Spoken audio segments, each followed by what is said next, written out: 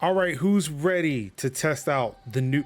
Nope, there's still an echo. I don't like this, but it's fine. I will push through if it means that this bespoke solution will work. What's good, You know what? Fuck it. What's good, everybody? It's your boy Marcus of Major Linux, twitch.tv/Major Linux, and it's time once again for another episode of Tech Talk Thursdays. I'm joined this week and every week by it's your boy Kev in the building. In the building. This week I am joined by, and I really want, Sin, you look like something is troubling you.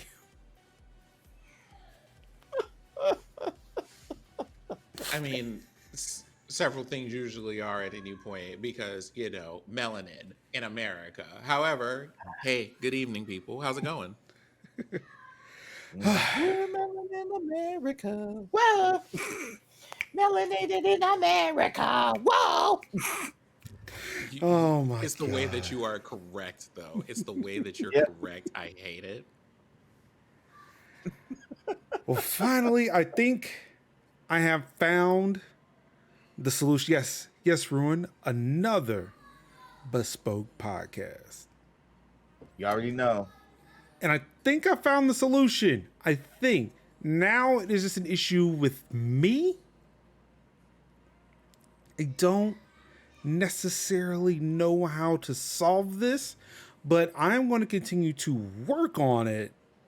Wow.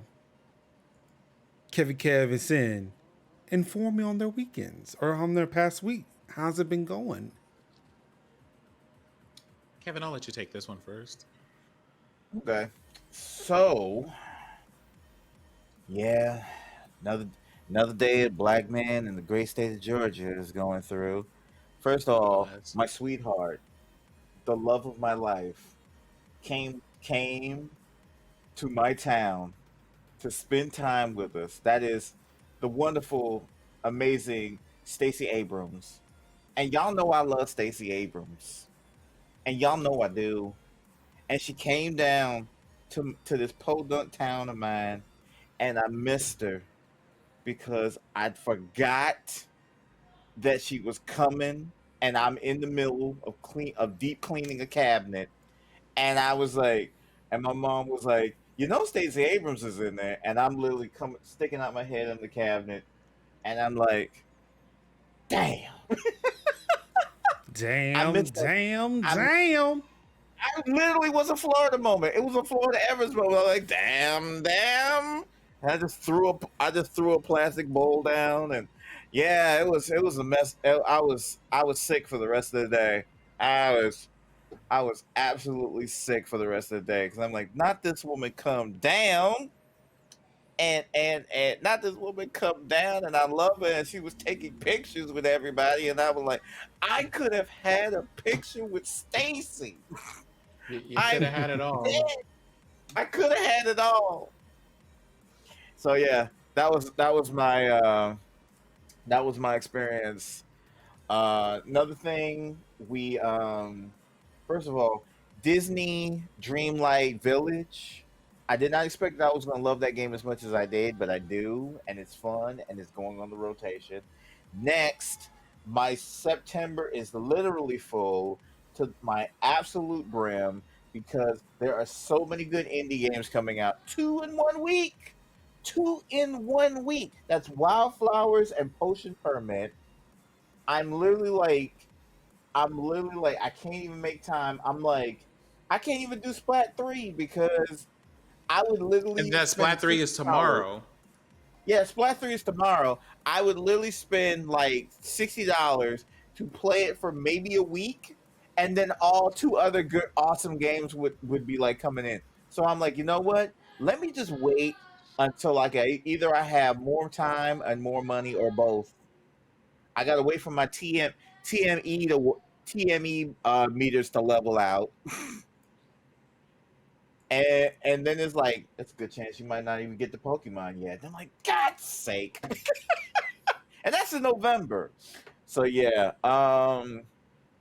yeah, so I've been doing a little light reflecting. Uh, had a good stream going today. Played Ooblets. The power went out, and during my stream that was fun. And then, but it didn't go out all the way. It just basically like just killed everything in the outlets. So, which was pretty much the computer. It killed the stream. Went back in. Verge was like, "Did you have another crash?" I'm like, "No, it's fine. The parts are fine. The video card's good. It's just Georgia Power was acting up." Wow. Just turns out it was just not. It was not anything with bad graphics drivers. It just happened to be a literal power company. So it was Shinra Electric. That's what it was. Shinra did not want me to be great. Did you hear Isn't the it crowds of the always planet? it's Yeah. always Shinra like messing with the live stream. Yeah, messing with the live stream. They tapped too much Mako out of the planet, and then had some You know weird dude. something? Can I Had some just weird dudes quietly on. say here at this moment that I feel that if Shinra were imposed on the real world, like the CEO of Shinra Corp would be Jeff Bezos. Yeah, it'd be like he would be like a combination of like Jeff Bezos and Trump mixed all up. That's Shinra. That's how I feel like. That's how I feel about Shinra. I feel like Shinra is just a combination of like Trump and Bezos, with a little bit of Musk for flavor. And for reasons, if you played 7, the Musk reference would come clear. Mm-hmm. Yeah. Hold on. Bifurteki, is the audio still delayed, or did you just see a weird glitch with the video? That's me. Yeah. Also, Merge, you're all right. It's okay. Don't Merge. Do not feel bad for giving me this awesome video card. It's okay? like, it's not your fault. It's really truly not your fault. I will never blame Merge for anything. Merge pretty much gave me a computer. I'm like, bro, I'm not mad at Merge on none of it. I'm thinking maybe it's me. Maybe I put it in wrong. I don't know. It was something I did. I don't know. But yeah, it's fine. It just so happened to be a literal. Georgia Power did not want me to be great that day. Today. Let's see what else is happening. Just nice and chill things. Like again, September is full. October is full. Lord, so many indie games. Oh God, I don't have time. I don't have time, and I don't have money. I'm gonna have to let Splat rock until maybe, gosh, October. We'll have to see. We'll more. Well, no, we'll put it on December because we don't even know. We don't even know about Pokemon at this point. Let me see. Just awesome. Just good vibes and good thing. Oh, another thing. We cut the cord, but we didn't. We cut the cord. I don't think I didn't really talk about it that much, but we kind of inadvertently cut the cord because AT&T Uverse Television was like, yeah, I know your bill was like $168 for everything bundled, but yeah, we're gonna charge you like $244 this month. And we were like, I'm sorry, what now? No, cut all that shit off. So we told them to cut TV off. And I'm sorry, I'm playing with things. okay, don't do that. I was like, you gotta let me know something first. I was like, whoa, what's happening? So when Sing gets those impassioned, when Sing gets in those impassioned speeches, I can just like throw him up. Okay. You see, we can see him in full screen. Okay. Again, I am loving the shit out of VMix right now.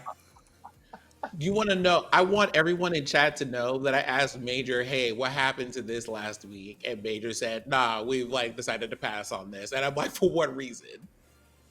Yeah, and Wait, pass now on what? What did we pass on? V-Mix. Wait, we didn't pass on it. Are you talking about I last literally week? asked you. Yeah, I literally asked Oh, you last last week. week. Yeah, and now Because it's And I I was being like, "Well, that installed the was app. not you doing." Oh, well, that was last week. This week This is a week we're different good. thing. Last week this week. was, hey, I installed it, thought it was going to be easy as shit to do, and it Right, wasn't. right. It At was least like not last week. in 5 minutes easy. It may No. have took me like an hour to figure out just basic shit Saturday. Hmm. But It was like yeah, flip. It was like a flip table last week, and now this week it's like it's the greatest thing ever. Oh my god, it's amazing. it's the best. It's the best. It's like it was like fuck you, fuck this, fuck this. All right, It's what the am I gonna do? Yeah, it's the best now. But yeah. So we were Amazing. like one day we were like the next it was like literally we got the bill, we looked at the bill, we said fuck this, we cut TV off. So now we've been like looking at Pluto TV and Hulu and all of our awesome streaming sites. I found a few channels on Pluto TV where my mom can literally just sit down and watch westerns all day, and she's been enjoying it. She's like, "I haven't watched this since I was a kid," and I was like, "I'm glad you're happy, mom." Like, "Oh my god," she'd be like nerd fangirling out. "Oh my god, Yancey Dan Derringer! I haven't watched this in forever." Pat Masterson, Gene Autry. So yeah, my mom's been like fangirling out. It's like, oh my, it's like if I find like old 80s and 90s cartoons like, oh my god, I haven't seen Cadillacs and dinosaurs in a hot second. Like, so yeah, she's been like in good. So I'm just basically just waiting to see how she feels about maybe another company. We might go and check our yokel local cable company and see what their rates are looking like, because we'll probably go back to broadcast for like the locals. If ain't nothing but a locals and game show network, we'd be good. I just want her to be happy and not have to pay AT&T not even close to $200, over 200. Fucking eight, almost like upwards of like $80, $90 increase. Fuck you. We'll just take internet and phone, thank you. $66 a month. Better. $66, 240. Ain't arguing. So yeah, that's my little pre-early rants about that. And so yeah, we've officially cut the cord inadvertently. Me, I've always been prepared for this moment, but it's just like into getting my mom into cutting the cord. That was a little bit of a struggle, but we'll just see how this cut the cord thing rocks, and we'll go from it. Damn, that's more expensive than I recall cable being. Yeah, that's the whole shebang. I think it was like 170 for like television, and I was like, hell no, we're not doing it. And the yokels will probably just want like maybe like $80 and a fresh pot of turnip greens, so that'll be all right. yeah. I was thinking it was going to be a food there. I Yeah, had a feeling it was going to be food. it's gonna be a barter. It's gonna be like here's $70 and a plate of cornbread and collard greens, and we'll be good because this is podunk. So that's how we do things around here. We drive tractors down the road. Anyway, that's it for me. Sin, Hi, that's me. how's your week been? It's been a very. This week has been very topsy turvy. In terms of just like watching things happen. However, I did take sign language class number 4, so Yay! enjoy hand gestures. I'm sorry. This Let isn't me an, have this. this isn't an impassioned moment, but okay. So we spent like the first week doing like alphabet things and signing names. We spent the second week um, learning how to count. We spent the third week learning how to tell people where we grew up.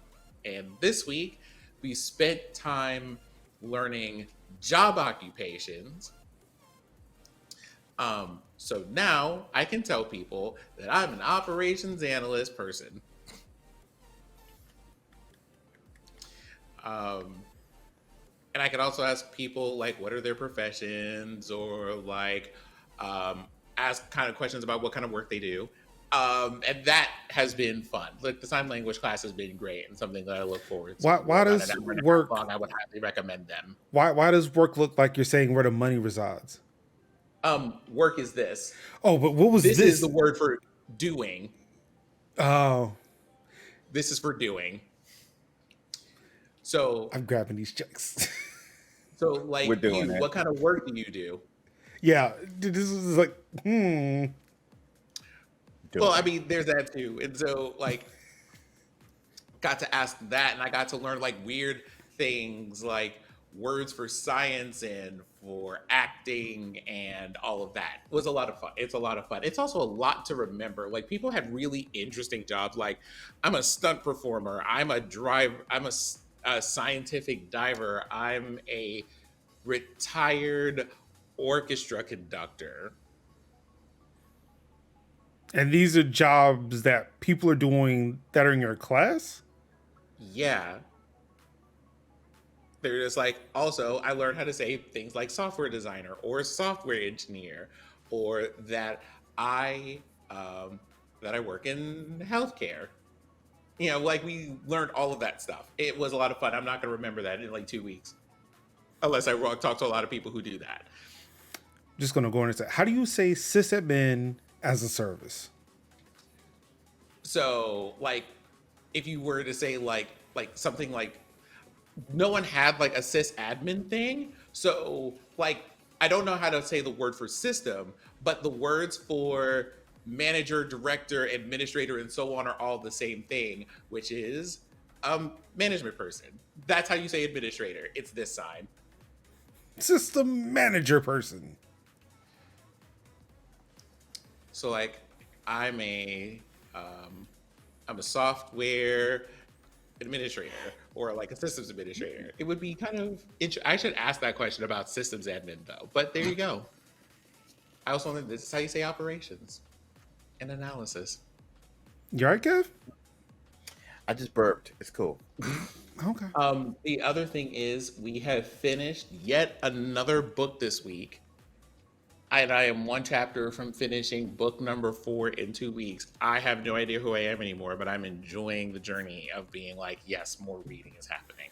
I bought the book that you recommended. I've yet to download the Kindle app to my iPad.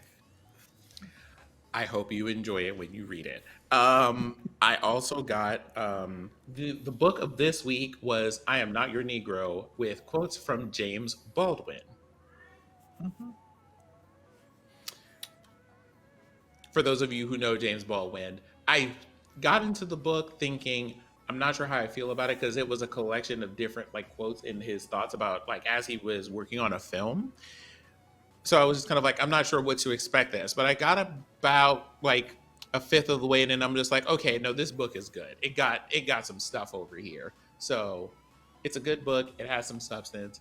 I would recommend it. And we finally did the thing on Hollow Knight where we got to fight 41 of 42. So now I have to deal with like the toughest boss in the game.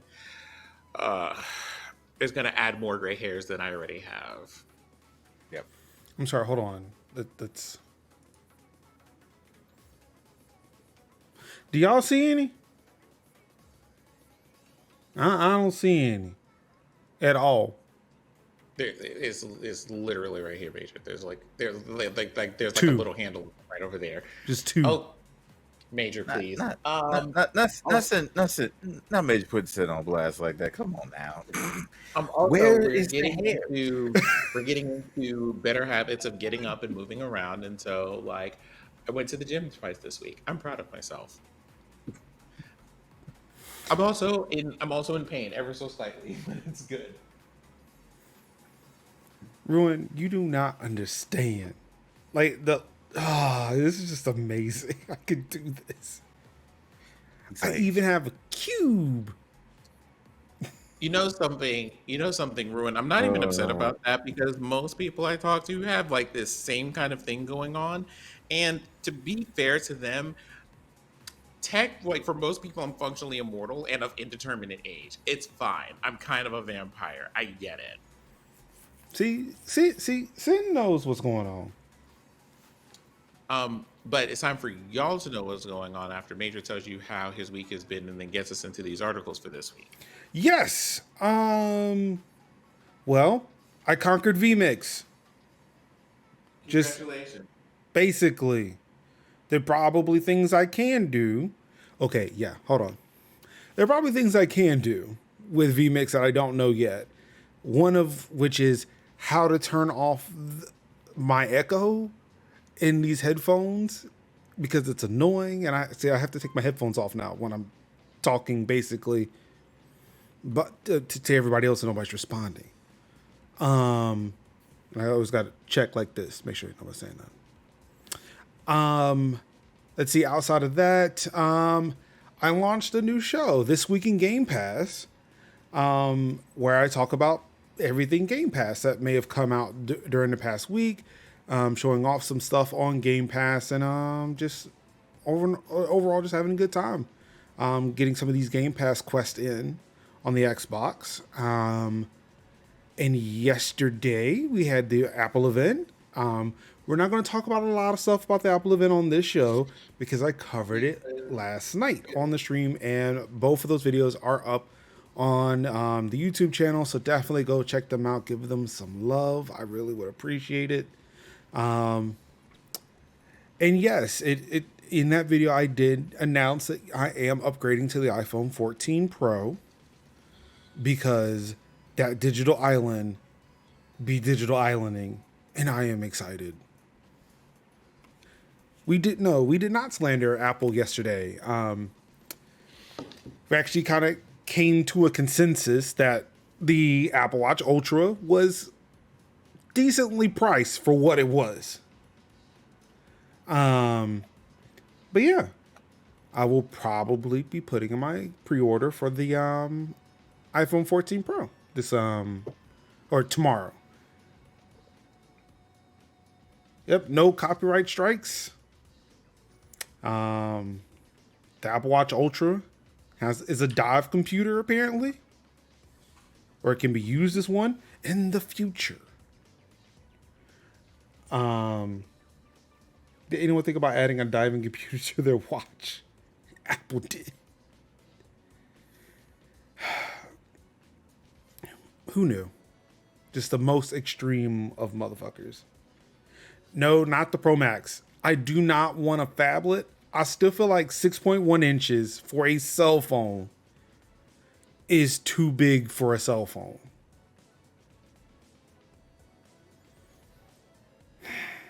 Yes, you too. Yeah, I'm not a big fan of 6-inch iPhones, but here we are. Well, with all that being said, we've got some things to talk about this week. Apparently, there are hackers in Russia who are taking things straight out of Fast and the Furious. The gaming dads are fighting, and Ninja decides he wants to take a break. These things and more on this week Tech Talk Thursday, starting off with, whoa, you like that camera transition, right? That's dope. That's dope. New Google Play system update tells you when a data breach may have compromised your accounts. In the first week of September, Google released the Play system update for the month, including improvements to Play services in the Play Store. Those updates added a few new Wear OS related features for smartwatches and made the Google Kid Space more user-friendly. Both of these services now have a few more additions I was wondering what was flashing on the screen, but it was Sin turning off lights. It's me. I Yeah, did it. I am Continue. aware. Both of these services now have a few more additions that improve your experience, including a feature that alerts you to passwords that may not be secure anymore. I want to point this out for all of my iPhone brethren who have to deal with all the Android users who are saying Apple's copying Google. We've had those features in our phones for years. Hey, Android fans, y'all just now getting this shit? Apple's had it for a while. What? Oh,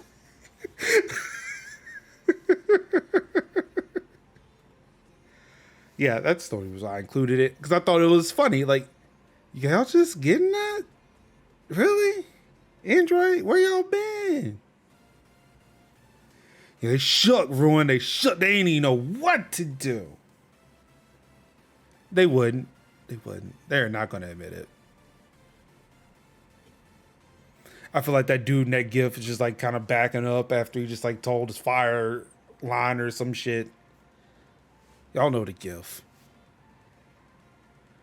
Okay, before we go any further, GIF or GIF? Hard G for me, please. Thank you. Jiff. Hard G is G, right? Mm-hmm. Okay. Ruth says, I don't fuck with fanboys. G if? Ooh, well, we got this is split. It seems like it's getting split around here.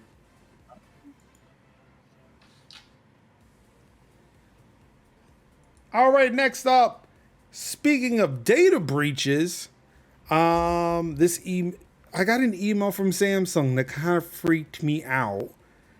Yeah, Samsung had a data breach last week. As a matter of fact, Friday. And I got two emails because I have two Samsung devices. Samsung is. I'm sorry, go ahead. Not said, well. Yeah. Samsung is warning customers about a cybersecurity incident in July where an unauthorized third party acquired information from some of Samsung's US systems, including things like names, birthdays, contact information, and product registration information. The company says it discovered the breach on August 4th and is currently investigating it with a leading outside security firm.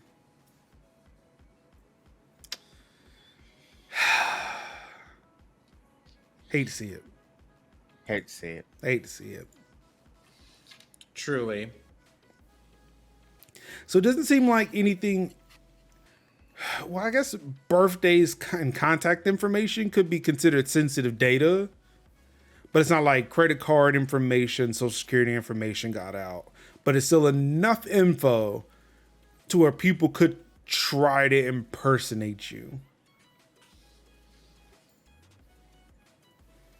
So yeah, please be careful. I think in the email they offered like credit reporting services to make sure that, you know, nobody's trying to take out lines of credit and stuff or try to impersonate you online.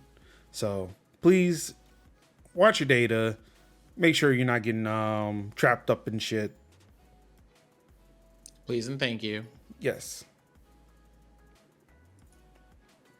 In Russia, hackers caused a massive traffic jam in Moscow using a ride-hailing app. They ordered dozens of taxis to the same location at once. And when I tweeted this, it's like, this seems like a plot in a movie, and I'm surprised I've not seen it. Until you have seen. Yeah, somebody literally reminded me it was in Fast and Furious 8. Yep. I was like, oh, damn it. This is like, Wasn't there a dude, and I think he was in Germany. He was driving around with so many phones using Google Maps to where he artificially created a traffic jam on an empty street because Google was reading like 20 phones that were not moving very fast. Yeah. A mess. Very much so. Hackers caused a major traffic jam in Moscow after exploiting the Russian ride-hailing app Yandex Taxi to summon dozens of taxis to the same location at the same time. The attack occurred on September 1st and had traffic heading towards Kutuzovsky Prospect, an already busy boulevard, stuck at a standstill. A video showing lines of taxis seemingly trying to get to the same destination was shared widely on Twitter and Reddit on Thursday. Excuse me. While Moscow is known for its heavy traffic, it ranked number 2 as the world's most congested city in the world last year. This incident wasn't related to the capital city's typical traffic patterns.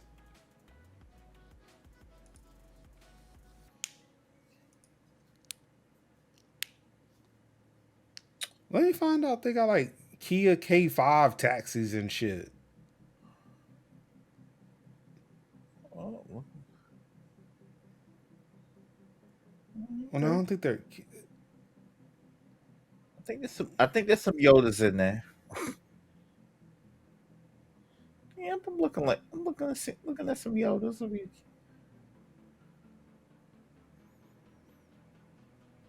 Yeah, so all these cars are trying to get to the same fucking location. Yeah, I think there's some Yodas in there. Just trying to squeeze in, like what? Nani? Help? Squeeze? A mess. A mess.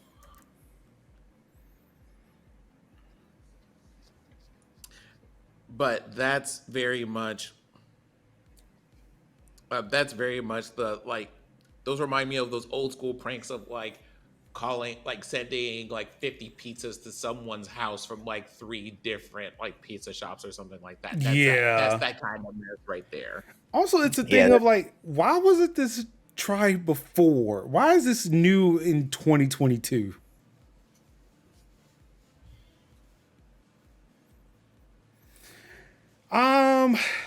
In news that I thought was already a thing, but apparently it wasn't, and shows how strong Apple's marketing actually is.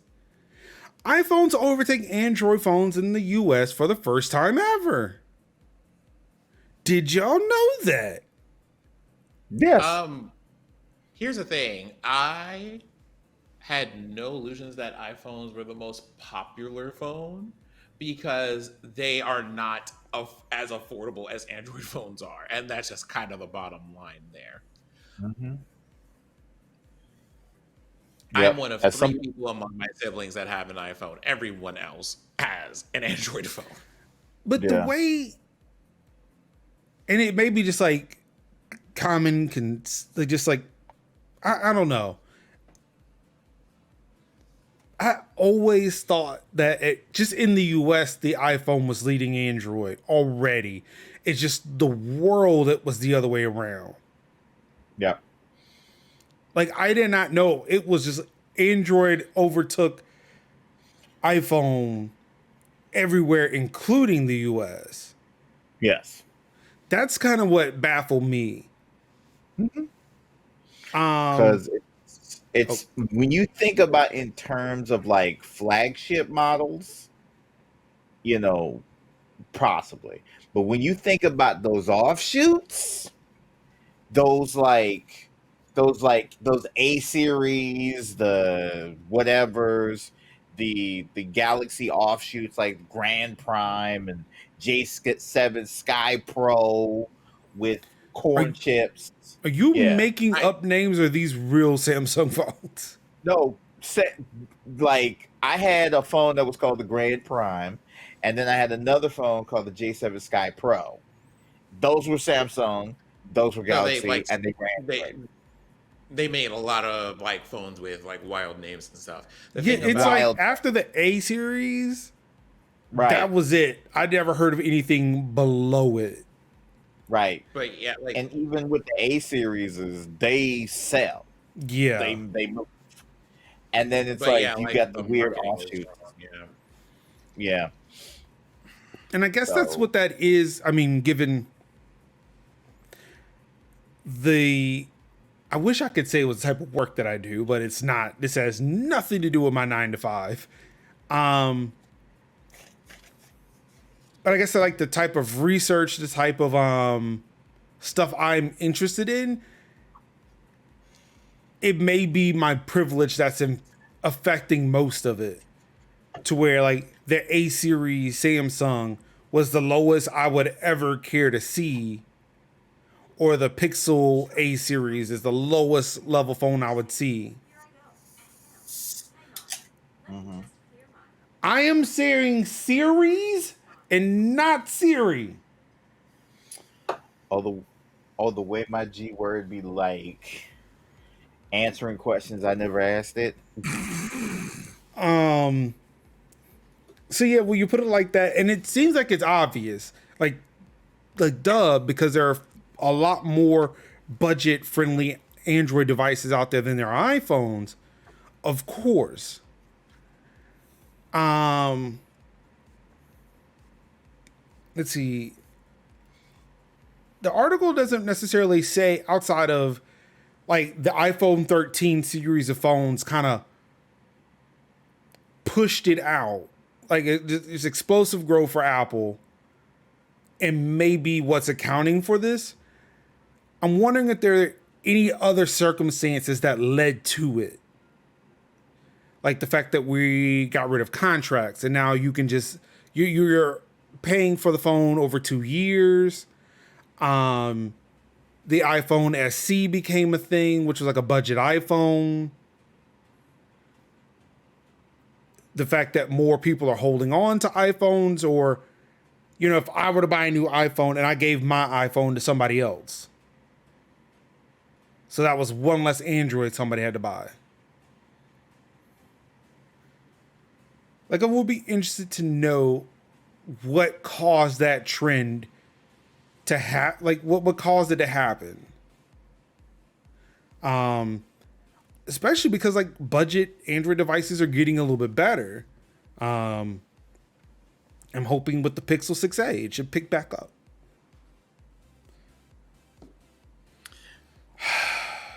Ruin. Although you have to, I have to wonder if some of that stuff about sales and overtaking and all this other stuff happening probably happened right around the time that, like, I think one of the major turns there would have been right around the time that people were like heavily into customizing phones, because you could do that on an Android more so than iPhones, and then people started jailbreaking, and then Apple was like, well, if you do that, there will be consequences, and people were just like, well, I want to customize my phone though, so Hi, Android. How are you? Android is just like, baby, did you know that we have like 8 different types of wallpaper, and you can make your own wallpaper, and you can uninstall, and then you can uninstall, install programs at your own risk, mind you. But we're not going to tell you no. We're just going to tell you to be careful and come back home when it's dark. Wow.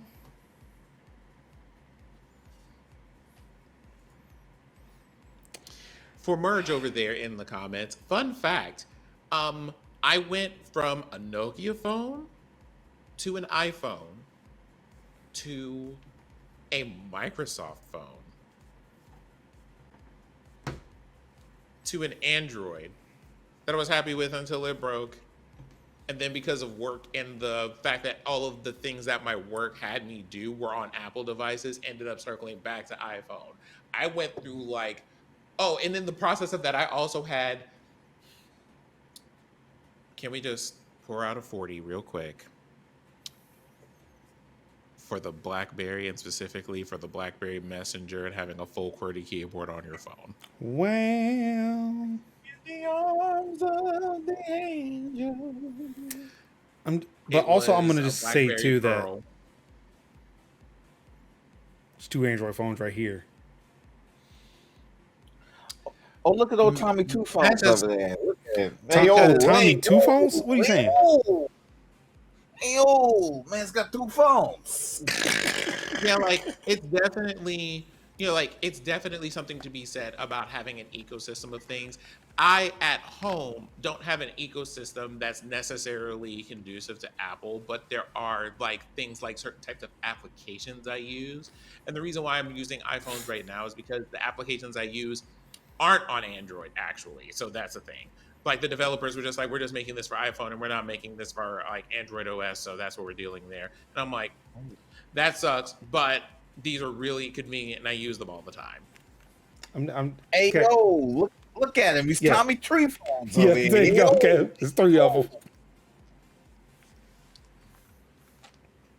But Merge is absolutely right. At some point, you do land on an ecosystem of phones and other devices that just works, and you're just like, we're just going to rock with this. Because at this point, if I wanted to switch to another ecosystem, I'm having to buy a tablet device for that ecosystem and a phone for that ecosystem Yeah. so that they can talk to each other because I like to do things like read. Yeah. Look, I'm not gonna lie. Like the Apple ecosystem works a lot easier for me. But I mean, it's nice to just be able to use other phones. Like, again, like I still prefer Android for work. Like, if you have to have your work shit on a phone, go Android. Do not go iOS. Especially for companies that want to lock your shit down.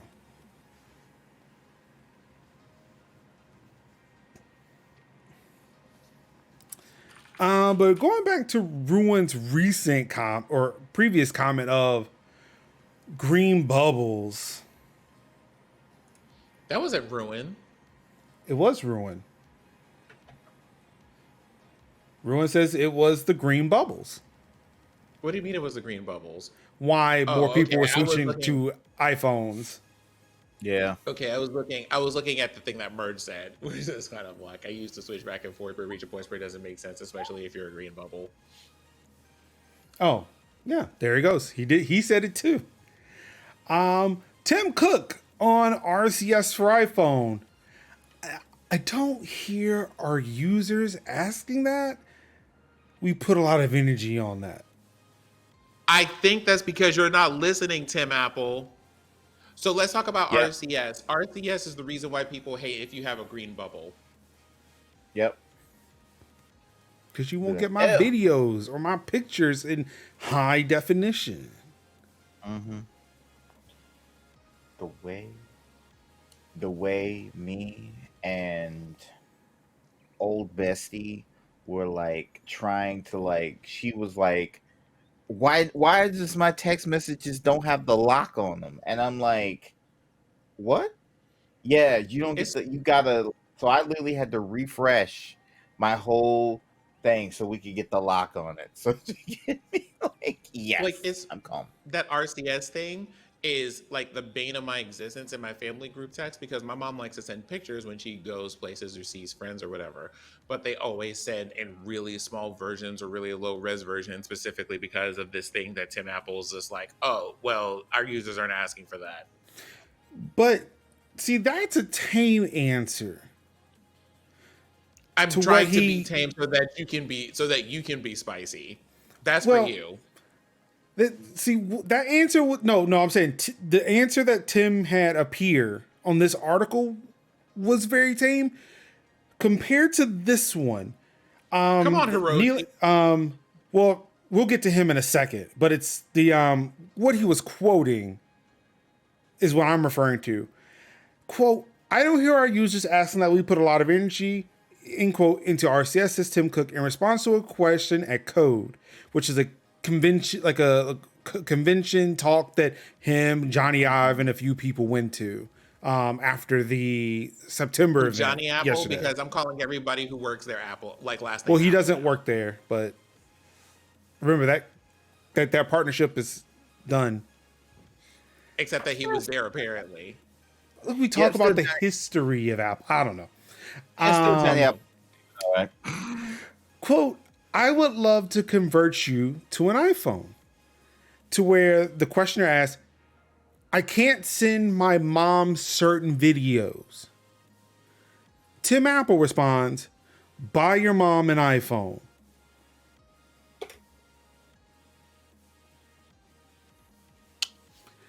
With what No. money, Tim? With what money, Tim? Hmm?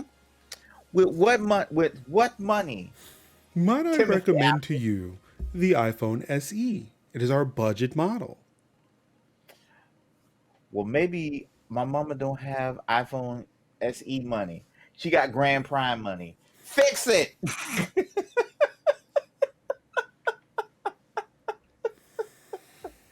If I could buy my The mama way an that iPhone and solve that problem, why am I asking you for the change? Hello? the energy that Ruid is giving me right now is if I Yep. were in arm's reach of that man and he gave me that response, he would have got punched right in the nose. Hmm. Yeah, it's like, And I'm here for the energy of it, honestly, Ruin. Good for you. yeah, like Tim saying that was like just a huge fuck you. Like, And like, I did not deserve any of that. I'll be like,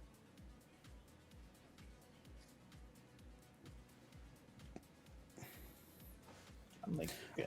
But yes, Hiroshi Lockheimer responded with or he retweeted Neelai Patel, kind of relaying the quotes. It's clear why Apple is opposing interoperability, but people should be able to send high quality videos and photos to their mom without having to buy her a new phone. And That's he's it. fucking right. Yep. That's it. But what gets me with this is I actually pulled up the tweet because I didn't know they had added this into the article. But then you have people who are coming through and saying, why are Americans so obsessed with this? But of course, everybody who's been fucking responding to this tweet look like they're 20 somethings who don't give a shit about what their parents are doing. They're all from fucking Europe, where yes, they may have adopted WhatsApp for So well, mainly because of the fact that Android has been dominating in those countries way more than it was in the US, and they needed to figure out a way to communicate. So sure, they did it, but it wasn't the same here in America. Yep. well, I And think part of well, hold on, I'm gonna let you finish that thought actually. Please continue. it screams a bit of ageism. Like you could tell that a lot of the folks who are talking here don't get that they've not gotten that DEI conversation where it's not that I should have to adopt a solution to fix a systemic issue. You should Yep. fix the systemic issue. Right. It was the whole thing that I felt about when I was asking, hey, could Discord have like native functions baked into the Stream Deck so that I don't have to like use hotkeys to do it? And folk were sending me to like GitHub to like use like applets that would work, and I'm like, well, see, that doesn't solve the problem that I'm at. It's like stream Elgato is like, what are features do you want to see in the Stream Deck? I am like, here's my laundry list of features that I want in the Stream Deck. Okay, and then some Yahoo's like, hey, here's some GitHub stuff, things that you can use Which is to do. great if that's something you're comfortable with doing, but not everybody has that level of comfort. Or want to do that. They just want to press a button So and make it work. some Especially like when the I think company there's is that asking. Yeah. there's that, but I think there's also I feel like it's a constant thing. It happens with streaming platforms, with social media applications, and all this other stuff in general. And it's a thing where people feel like they're having the same conversation about things and they're not when, like and they're not. So, right? If I go, "Hey, I want you to fix this RCS problem." The problem that I'm talking about isn't, oh, I just want to send my mom high quality videos. It's a question of like your ethics and your interoperability practices and all this other stuff. We're asking you to fix things that go beyond whether or not I can send my mom a video. I use WhatsApp because I have colleagues who are in the EU, and for that matter, are all over the place in terms of like where they are in the world, where having like trying to text them doesn't necessarily work. Like, right, I have to have applications for that. And could I get people Right. to do that? Sure. But the problem I'm trying to address isn't just, hey, I want to send someone a high quality picture. Okay, we'll have them all install the same app to do that. If I wanted to do that, I could. I could also teach them how to use it, and that wouldn't be a problem. But the issue I have is, but then what about the next feature that you release that doesn't operate or play well with other systems? And then I have to ask you about that one and the next one Right. and the next one, Yes. Yes. right? It's like, and it's one of those, I need y'all to like grasp the thing of like what Major and Kevin has said here. There's the systemic issue of how you operate with other things that I want you to address versus, oh, well, y'all have like, and this is a thing I had to read a book for, and I only got through 2 chapters of it and then threw the book away. Of being like, there is a way in, especially when you deal with software, and I know that Kevin and Major know exactly what I'm talking about because they worked in those fields, Yes. where you have a problem and people come up with a stopgap solution for just getting through that moment or getting things done. But at some point, you want to come back to it and go, how can we just do this better so that we don't have to do this, like that we don't have to hold everything together with duct tape? And people are just like, just use the duct tape. The duct tape works. Okay, but that's not how things are supposed to function in a long-term or sustainable way whatsoever. And what I want is the sustainable thing that we can replicate, which means y'all might have to change up the way that y'all do things and update some stuff. Y'all are going to, like, you're a software company. You can handle that little task of updating some software or rewriting some code so that it works with other things. Y'all know the technology's out there. It's not hard to make that work for y'all because you have people and time to do that and resources to throw at that. Stop making people have to beg you only for you to just turn around and go, just buy more of our products, because that means you could fix the problem, but you'd rather people just spend like $500 to $1,000 for blue bubbles. Well, and absolutely the fuck not. Because with what money, Tim Apple? With what money?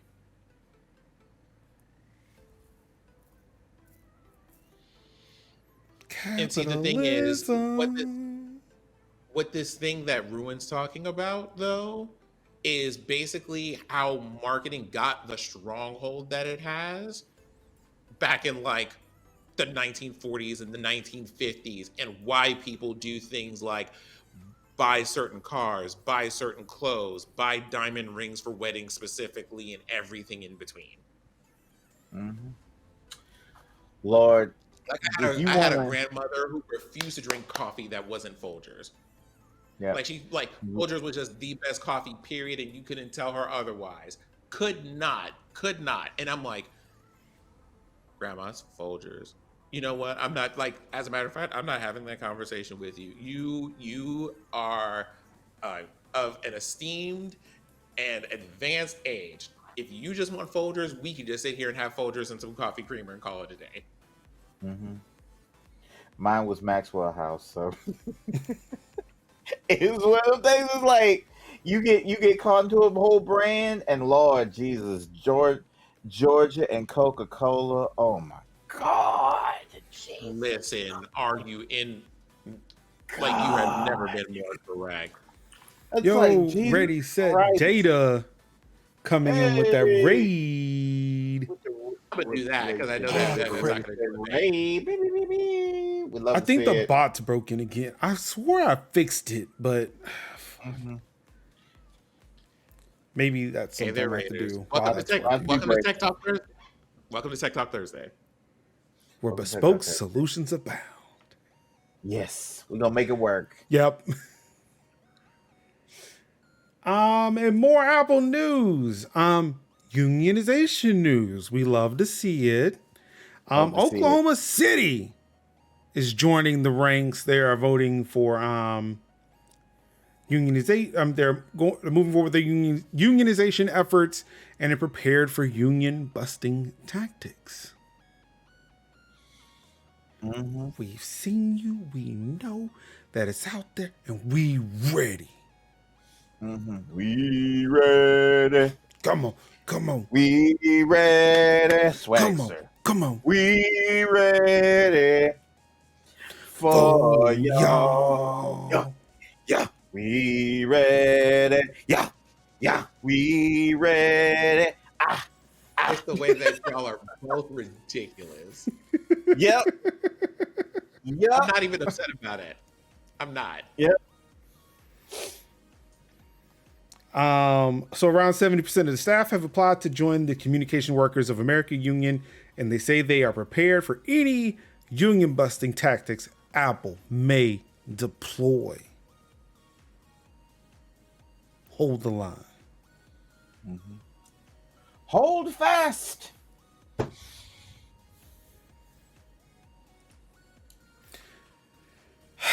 Now, I said we had one Apple September event story for this week. And when I saw that they were talking about this, I was like, is this the time we want to introduce more of this, given what's going on? Didn't last week we just have a whole thing about this? Apple adds souped up period and ovulation tracking to Apple Watch Series 8.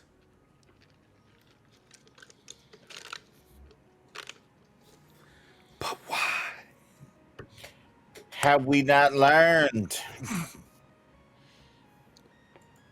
So anyway, we're going to continue to maintain our strong sense of skepticism and mistrust here and not do any of that. Thank you.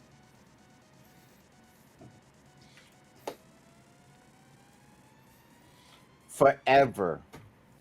Like, this would not be an issue. Stop.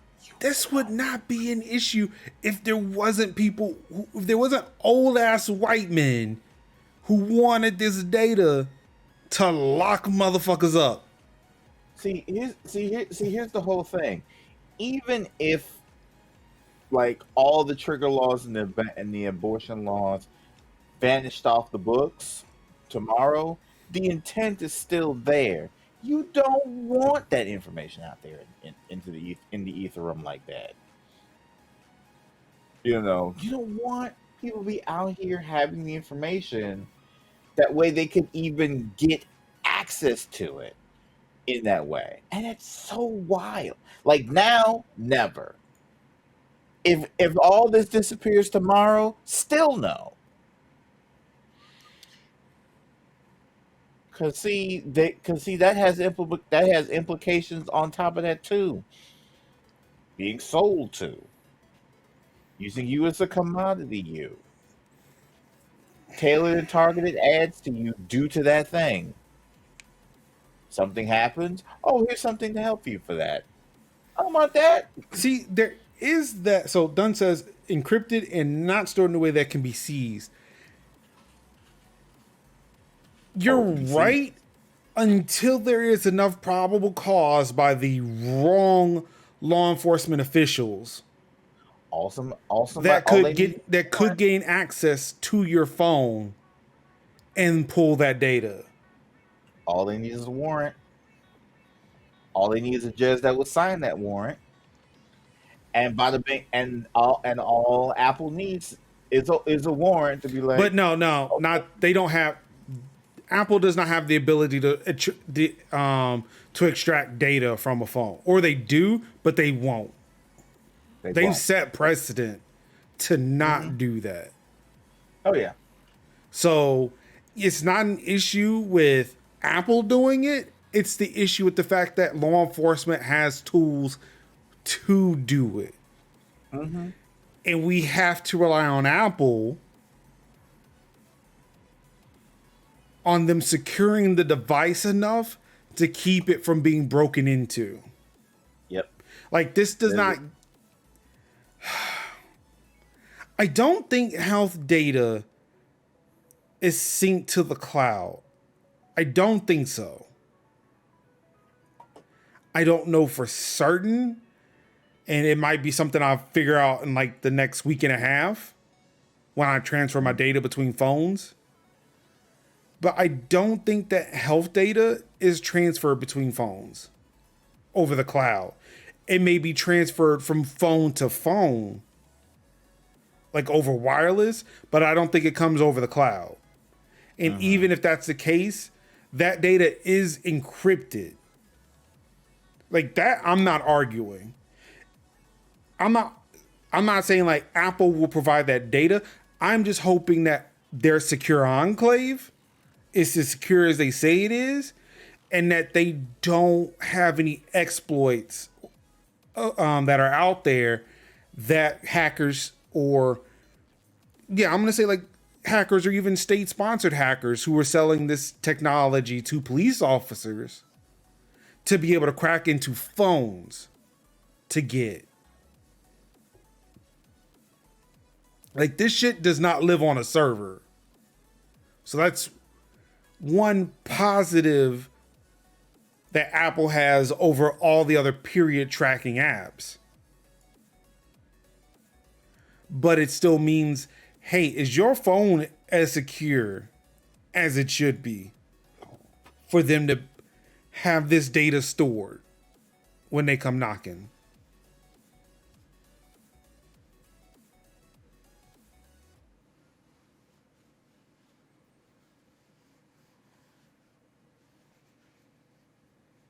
Okay. Yeah, so like Merch says, Apple cannot unencrypt the data in this case. Like that's on the phone. They do not have the keys to that secure enclave because those keys get generated when you activate the phone. And it is secure to everybody. You don't even know what those keys are. You can just request access. The secure enclave can verify you are who you say you are and give you that data that's stored in it. But you just can't open it up and see what's inside. But it's a thing like we're done to saying it's not ideal. It's better than everybody else's, but it's not ideal because there is data sitting somewhere. And that's the issue.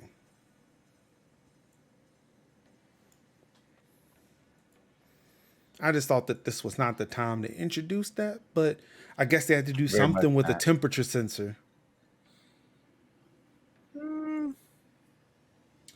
Yeah. Hopefully, for those who would like to have children, they find use in that. But also, I hope it just does not activate unless somebody wants it.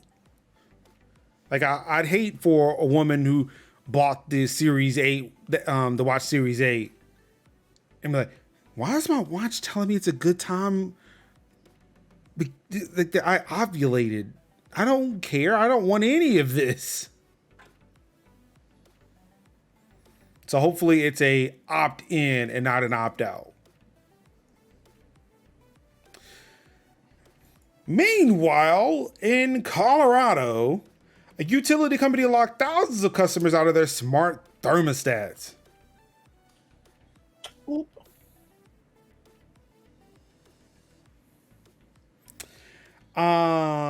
Thousands of Colorado residents found themselves locked out of their smart thermostats during sweltering temperatures last week in an effort to prevent power demand from overwhelming the grid. Now, do you see? Okay, these are the kind of things that I had nightmares about when I would watch movies as a kid about a whole house that was like built on like smart technology that just kind of ran its own thing or whatever. Or it's kind of like, hey, you can do this over the cloud and that's fine. I worry about things like this. This is the kind of stuff I have nightmares about. Do you really mean to tell me that in like the middle of sweltering temperatures, you decided that this is the thing that you wanted to do? This thing? Y'all get me out of here. Mm-hmm.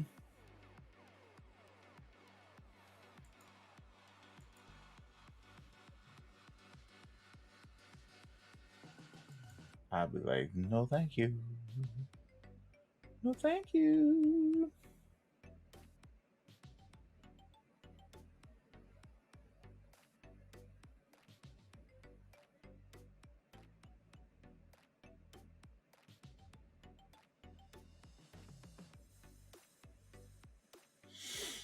No, thank you.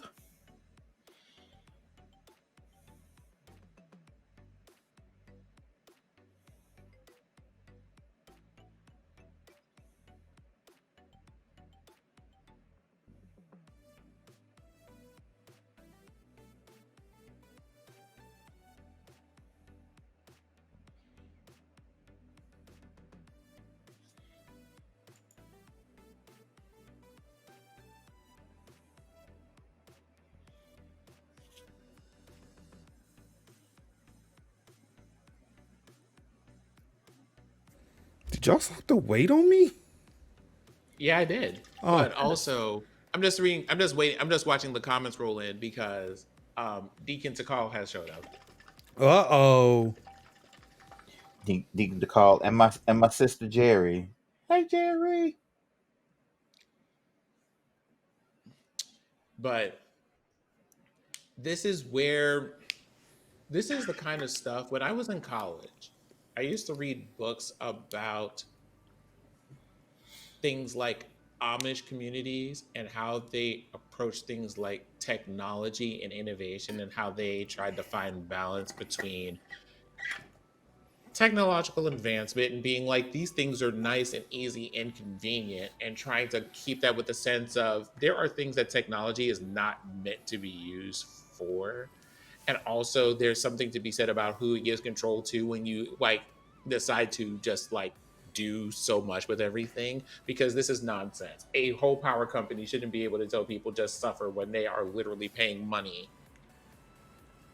to live in the places that they live with air conditioning to avoiding temperature extremes like this.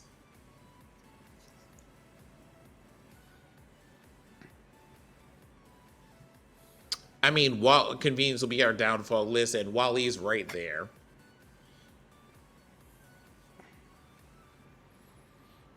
I mean, the other thing too, like there is the convenience conversation. There's also the fact that, hey, global warming is fucking real. There's that one. Two, it's the fact that corporations still have, like, we can sit here and argue about convenience, but we're arguing that while overlooking the fact that capitalism has really fucked us over more than the convenience conversation. That's more or less like still trying to pass the buck to individuals as opposed to the people who have the power to exact meaningful fucking change to begin with.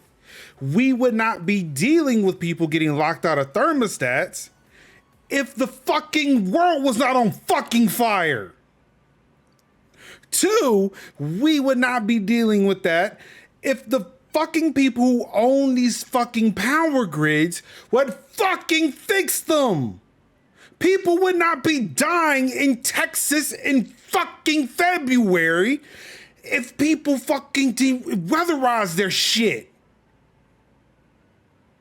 Two of those things are because of fucking corporations not doing what the fuck they need to do for everybody else and blaming us for the problems. We can look at convenience all we want, but we're not the ones. The individuals are not the ones who are the problem here.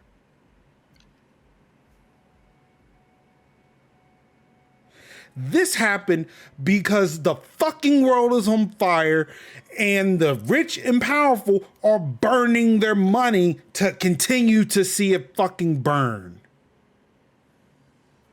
Whose house's energy wasn't affected?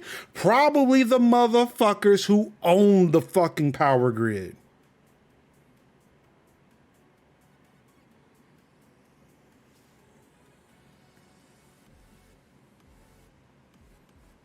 I have several questions here, several questions, but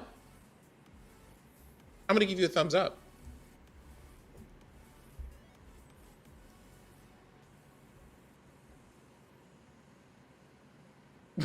Ruin, please. Wait, what happened to Summer 86? I wasn't born yet. You know something? I'll just go ahead and let you Google that whenever you feel like it. Yeah. But Wait, is it that? what I what No. I'm what I'm what I'm going to say here about that whole thing is, and this is something I feel like I just see a lot of things when people talk about this kind of stuff. There is normally the, well, I know that y'all are talking about this. Well, what about this?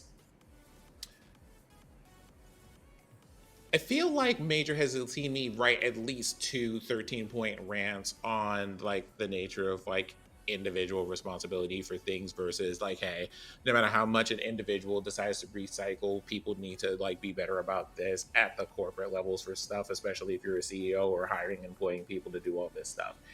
I think we know where I stand on that, but if you need a reference, I will go look that up and drop the tweet in like chat, and we can just go ahead and like put that to rest. But also, a lot of these things require multiple things happening at the same time to work.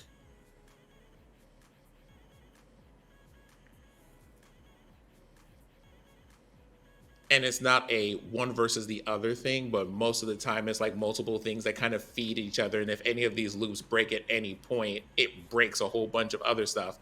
And that can be either good or bad. So there's that. But that is a long conversation that is not in scope for this article.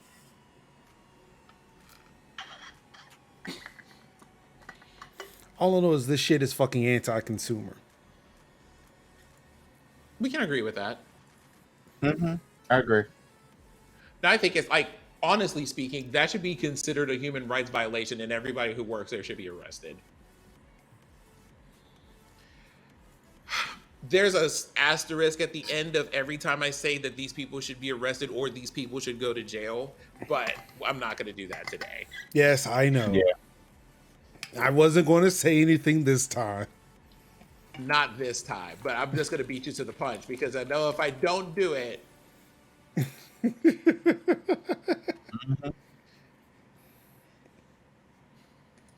It's that I want better, I want, corporations to not do the shitty thing, but the shitty thing they gonna do. Like, the shitty thing they gonna do. If they have the ability to do the shitty thing, they're gonna do the shitty thing.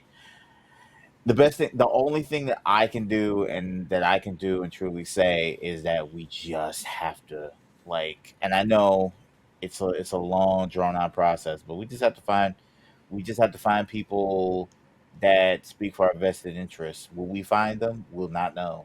But should we keep trying? Absolutely, we should.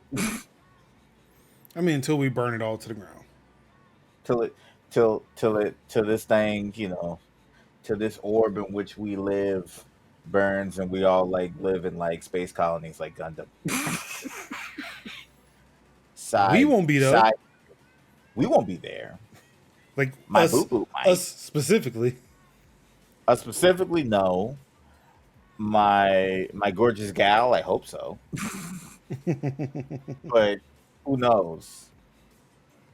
But maybe not in my lifetime, but in somebody's lifetime. Yeah. Yep, just we be kicking it down the road. Like these student loans. Hmm. Well, we're now in gaming, and now I'm in a position where I feel happy for a change. Hooray! Microsoft confirms new Xbox Game Pass Friends and Family plan and its pricing. After a leak revealed Xbox Game Pass Friends and Family branding over the weekend, Microsoft has gone official with its new plan and revealing its pricing in Ireland and Colombia. Excuse me. The new subscription will allow Xbox Game Pass members to share with up to 4 other friends or family members at €21.99 a month in Ireland, and 49,900 COP in Colombia. So finally, we can split the bill on Game Pass. Mm-hmm. Now, it's still Xbox Game Pass is not Game Pass for PC. It's not Game Pass Ultimate. Hopefully, they'll get to those and we can get some US pricing. Oh, I stay with that. Like, don't even worry about it. That conversation will always stick with me. Fuck these corporations, man.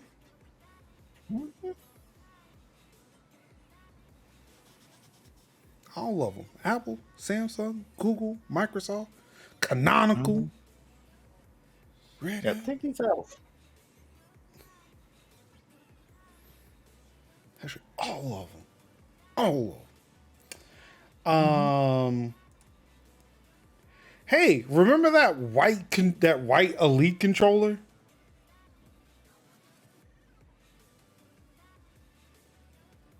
Oh yeah. Wait, Nah, I probably type. forgot Wait, I'm it. sorry. Hold on. No. Hold on. Nope. Stop it. We stop it right here. I can tell you for a fact, ain't nobody here told you Brandon was the only solution. Sure as hell wasn't. I'm assuming that this isn't addressed to me because I don't even know who Brandon is. Oh, Biden. The fact that you answered that in seriousness. Yep. I We know knew what Sid was trying to say. Right. No, I see. No, look, no. Like, I appreciate the answers to the question because I really had no idea who Brandon was. Okay. My bad. Yeah. My bad. He did. He Yeah, actually that's did why. know. That's why I always answer the question because You never know if it's serious you or never not. know. You never know if it's serious or not. But just in case, it's Biden. I see. Yeah. So that way we know. Right. Thank you, Jerry. Thank you. Yeah. But No, Sid has got the version of Twitter where it's just the box for text and that's it. it'd be like He doesn't see tweets. He just posts them. he feels discourse in the air. He drops a smooth message, Just and pulls then it out of the ether. and then he's gone. Sin just pulls tweets out of the ether that are relevant. He puts his words into a box and it just goes. Right. And it's like he feels something in the air. The thing is, if you would have said Byron, I would have known exactly who you were talking about. Yeah. That's what's funny. Yeah. Sin writes tweets. Like I didn't process Brandon, but Byron, I absolutely would have got. Sin writes tweets on a piece of paper, burns it with sage, and it just magically shows up in the API. You know what? And it already has like 15 retweets. And it's like just somehow. Nothing but straight facts. So you want to know what's funny though? Like way back when, I didn't use Twitter. You know how I used to use Twitter? Because I used to have a connection for that sort of thing. I would send text messages. So again, submitting the tweet and never seeing anything happen. Right. It's like I'm putting it out there. It's free. I'm away. And then never see. It's like Sin releases a balloon with a message on it. And then he watches it fly away. And then it's like Sin in 2020 discovering Twitter actually was a website. Like, there's a website to this? Yep. And just and the tweet covers everything that properly happens in the discourse. And I'm like, cool, I've already retweeted it.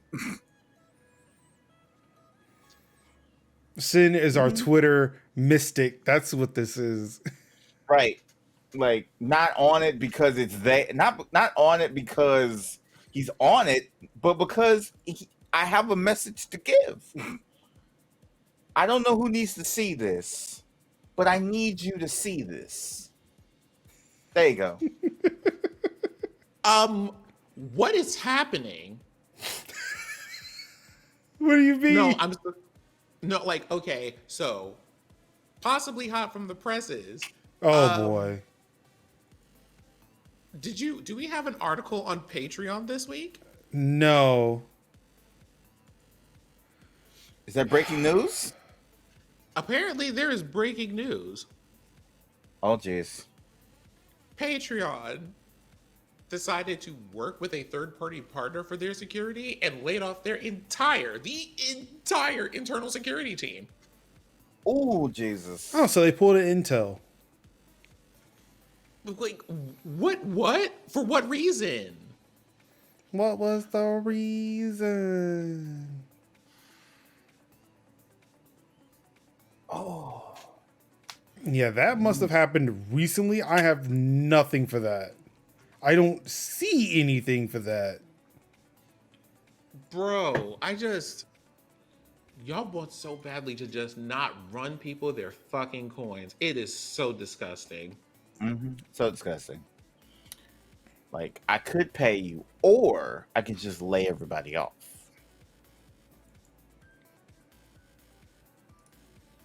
I mean, yeah, if you've got something, would love to see it.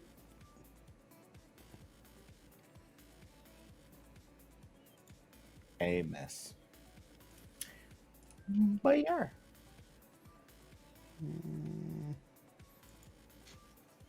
I'm taking a look of everything that's come through so far. Yeah, I'm not seeing anything here. Let's do a refresh.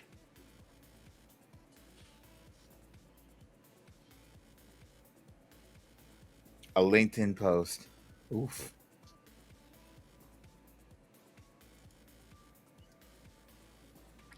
What's up people doing? What's up with CEOs doing fucked up shit and then posting it on LinkedIn? Because it's a boss move that they think that everybody will love. The air quotes, they Because thought it was a boss move. because they were just like, if I get ahead of the news, I can just spin that as me being authentic about the situation. God, this reminds me of the person who got on like crying tears about having to fire somebody. They're just like, you're literally a CEO who makes like however much money a week, money a year. You just fired somebody and came over here to cry tears about this, and not the person who doesn't have a paycheck or insurance. Please be serious. I And hate it people here. All people right, had here no we time. go. Here we go. Um, yeah, so before we go to gaming, let's cover this last bit of tech news.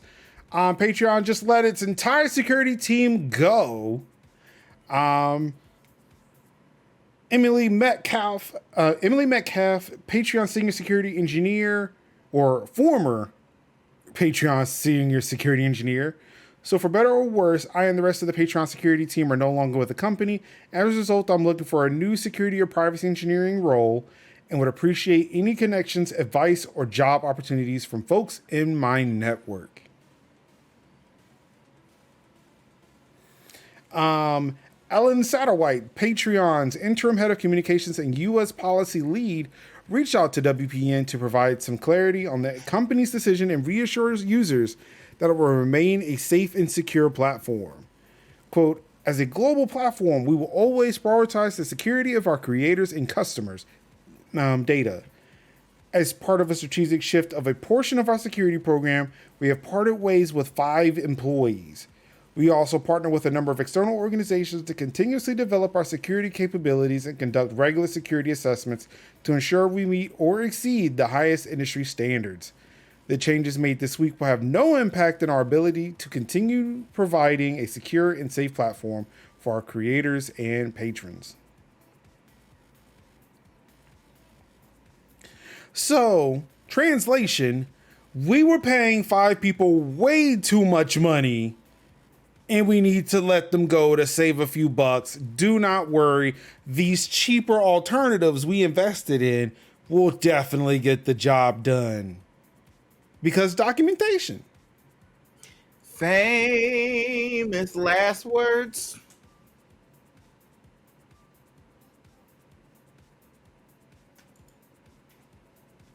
Sometimes cheap ain't often best. Well, Sometimes you hey, got to spend that do we money. remember that? Do we remember those triangles? Good, fast, and cheap. Those are the points of that triangle, and you can only pick two. Mm. Mm, that's right. I'm mad that I looked at the stream and saw Sin's mouth moving, but was wondering why there was no audio. Only to realize it was the stream, and I'm not listening to stream audio.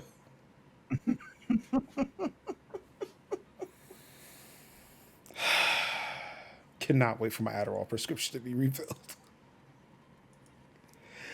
Anywho, remember the white Xbox Elite controller? It's real. And it's the Xbox Elite Series 2 core.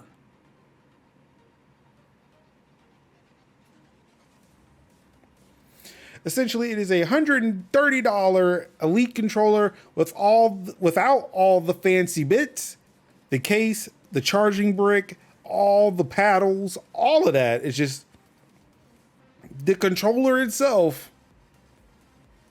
But it comes in fancy colors.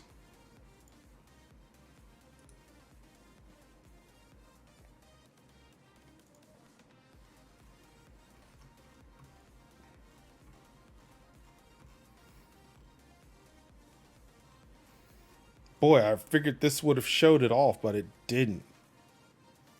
That sucks. So I guess we'll play this video instead. And I have to go out because it will not let me. Ooh, pretty. You know when they did that, the whole gunsmith thing where they explode the parts of the controller out? I was like, oh, I can change the thumbsticks in here? Mm-hmm. I really thought that's what they were announcing, but it wasn't. Mm-mm.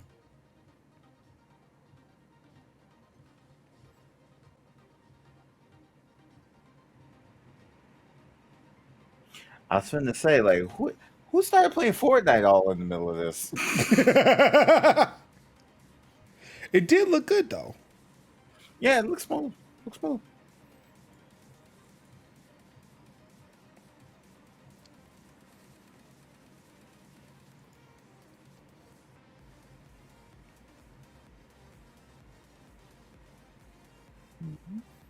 Maybe it wasn't this video. Okay, it wasn't this one. There's another video on the page, I think, that shows the colors. Oh, here it is. Because not only did they announce the core, which, okay, before we go to the colors, the core only has the thumbstick adjustment tool and the USB-C cable. While the Elite comes with the adjustment tool, the cable, the brick, the paddles, additional thumbsticks, additional D-pad, and a carrying case. Also, if you were if you want the black one to, like, if let's say if I just wanted to replace this one, right? My Elite Series 2. Because I do not want that white one. If I just wanted the black one, it only comes in the Elite Series 2 complete package. I cannot get a black core. Also, for those who may want the white Elite, they cannot buy it in the whole package. You would have to buy the accessory pack. The complete component pack, which is $60. So you're looking at $130 plus another $60, which makes this $190, where you can save $10 and buy the whole damn thing, but you can't get it in white. Or any of these fancy colors, because the Elite controller is coming to the design lab.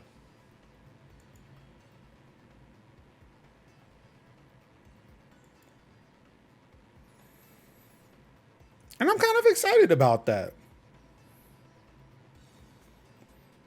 I hope it doesn't cost much more because I really would like a red one or a blue one. And I'm hoping that with it coming to the design lab, you can get other things because the design lab has camo. And I want camo on my Elite controller.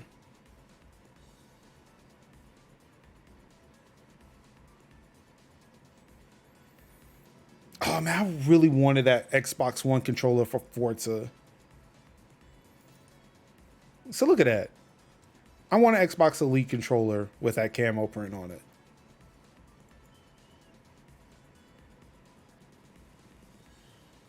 That does look nice. Okay. We love to personalize things with a little razzle dazzle. So, oops, wait. Ooh, good. I did not close all the way out of that. So I'd like to get back to that article. Oh, there we go. So let's see here. This will be available. Did they give a date? I don't think they gave a date. You can pre-order them today. $129 for the core controller, $60 for the component pack. And they're saying that the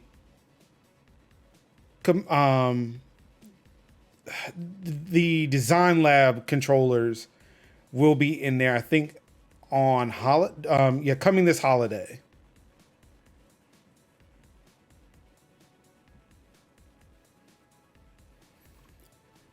So there's no telling how much that's going to sell for because the design controllers come at a premium. But yeah, if you're looking for an Elite controller without all the extra bits, you can now get it for $130. And if you want to customize it, you can start customizing it this holiday season. No price has been announced for that though.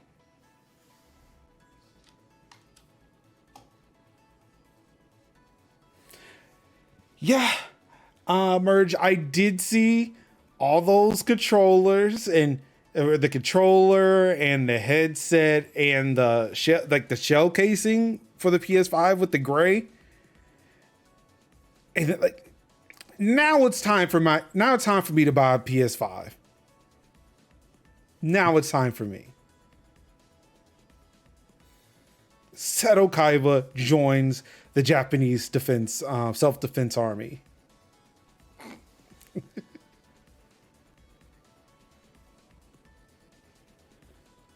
Yeah, all it took was camo. It was like, yep, all right, we're here.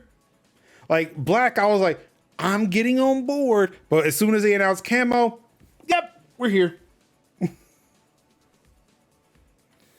Sony, please take my money. I will take a camo PS5, please. Thank you.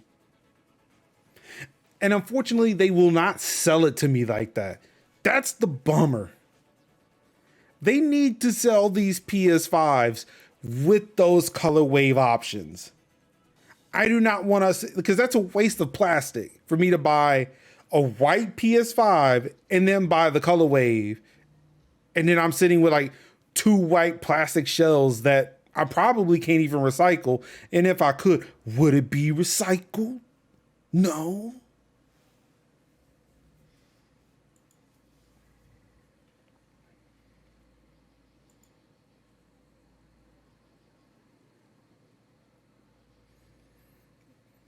Also, they are selling Elite jerseys, which I'm kind of into. I feel like Anka has one of these in mind. Yeah, hold on. Excuse me right quick. I need to send a message.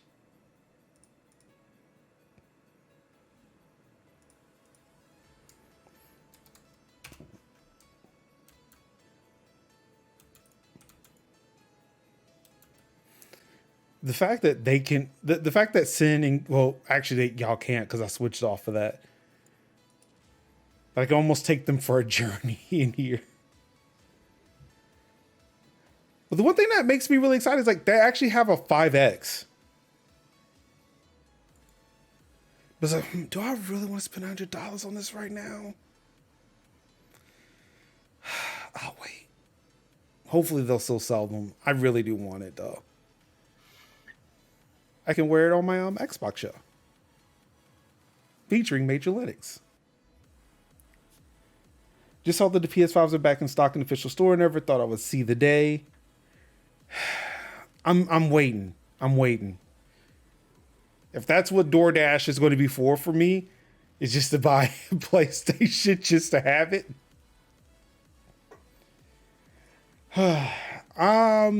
Speaking of consoles, Nintendo announced the Pokemon Scarlet and Violet flavored Switch OLED. Nice. It looks good. It does look good. Mm-hmm. Sin, I believe you're muted. I was saying we like a little collectible, so if you like collectibles, have yourself a collectible as a treat. Mm-hmm. And speaking of PlayStation, there's a new model that's out now that uses less power when you play video games. Mm-hmm.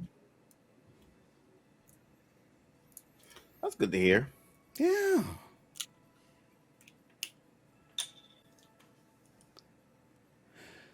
But now we get to the meat of it, the meat of the issue here. Mm-hmm. Sony says Microsoft's Call of Duty offer was inadequate on many levels. Oop. Jim Ryan was like, 3 years? 3 years after our deal ends? That's all you got? That's what you get?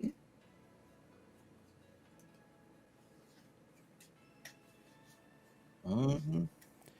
So, Tycho, for those who did not understand, so Sony and Activision have an exclusivity deal, or like a deal where like all DLC will come first to PlayStation. That was put into place long before ABK was to be acquired by Microsoft. That still has to be fulfilled. What Xbox said after the fact was, hey, after that deal is done, we'll still give you 3 years of Call of Duty. Mm-hmm. And then we might revisit this later. Yep. Not saying yes, not saying no. We might. We'll give you 3 more years of Call of Duty. Yep. That's guaranteed. After that,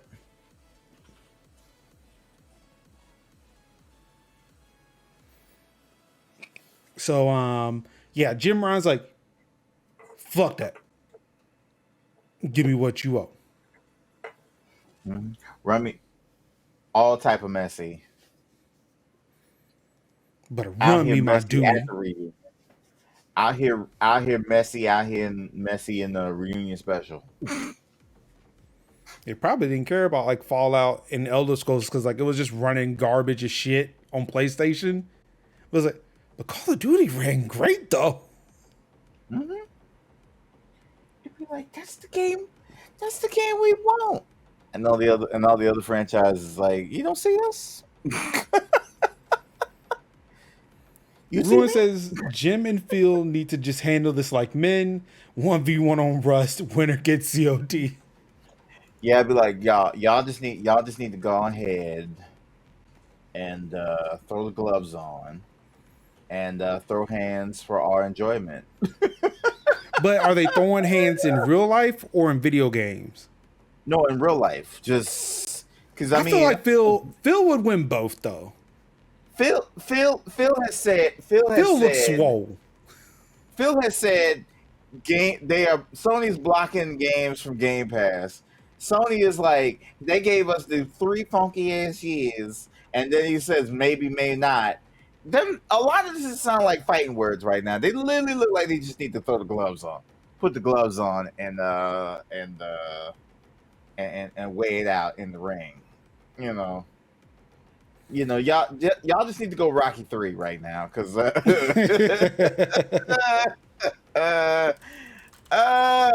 the way this is looking, like the way this is a fight, like y'all out here being messy in the threads, like. 'Cause I'm like, at this point, I'm like, I'm just waiting for Phil to say, like, you could either run them hands or you can run that mouth. You can't do both, Jim. I'm out here, baby. Where's you? I'm in the clouds, son.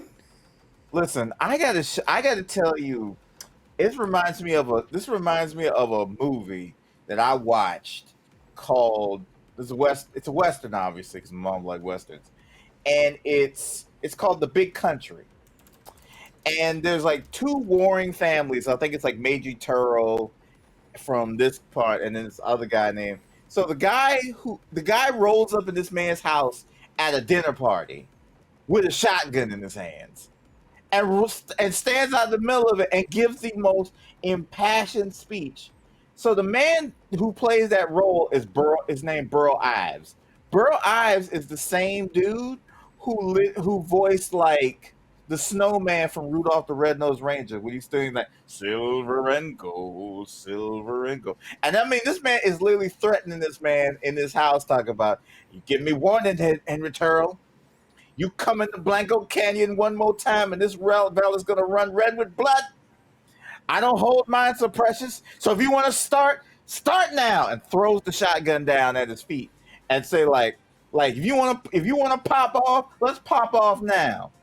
I don't care if you're in your tuxedo. You want to pull up on me, I'm pulling up on you. Run that mouth.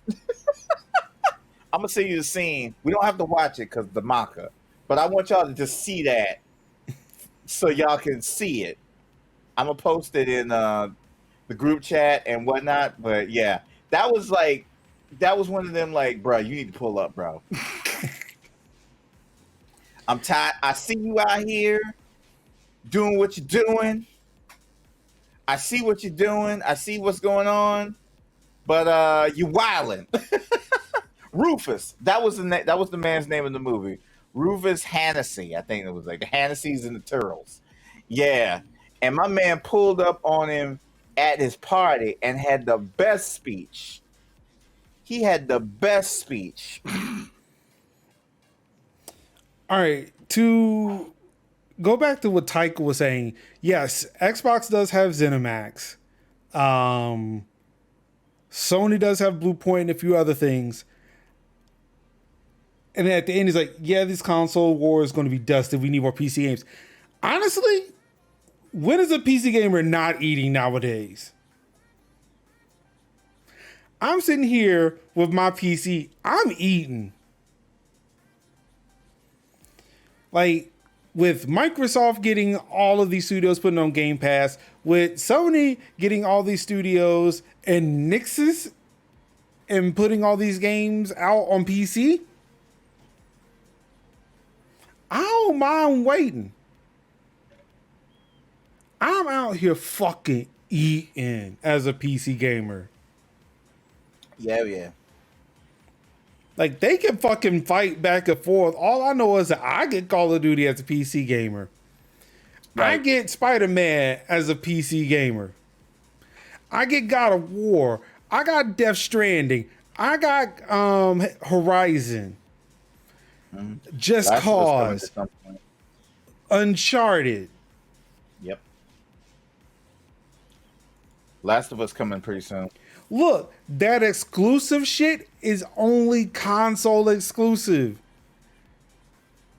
They not doing that on PC. They realize there is money in it. Sony just got back into PCs with fucking monitors and headsets. Yep.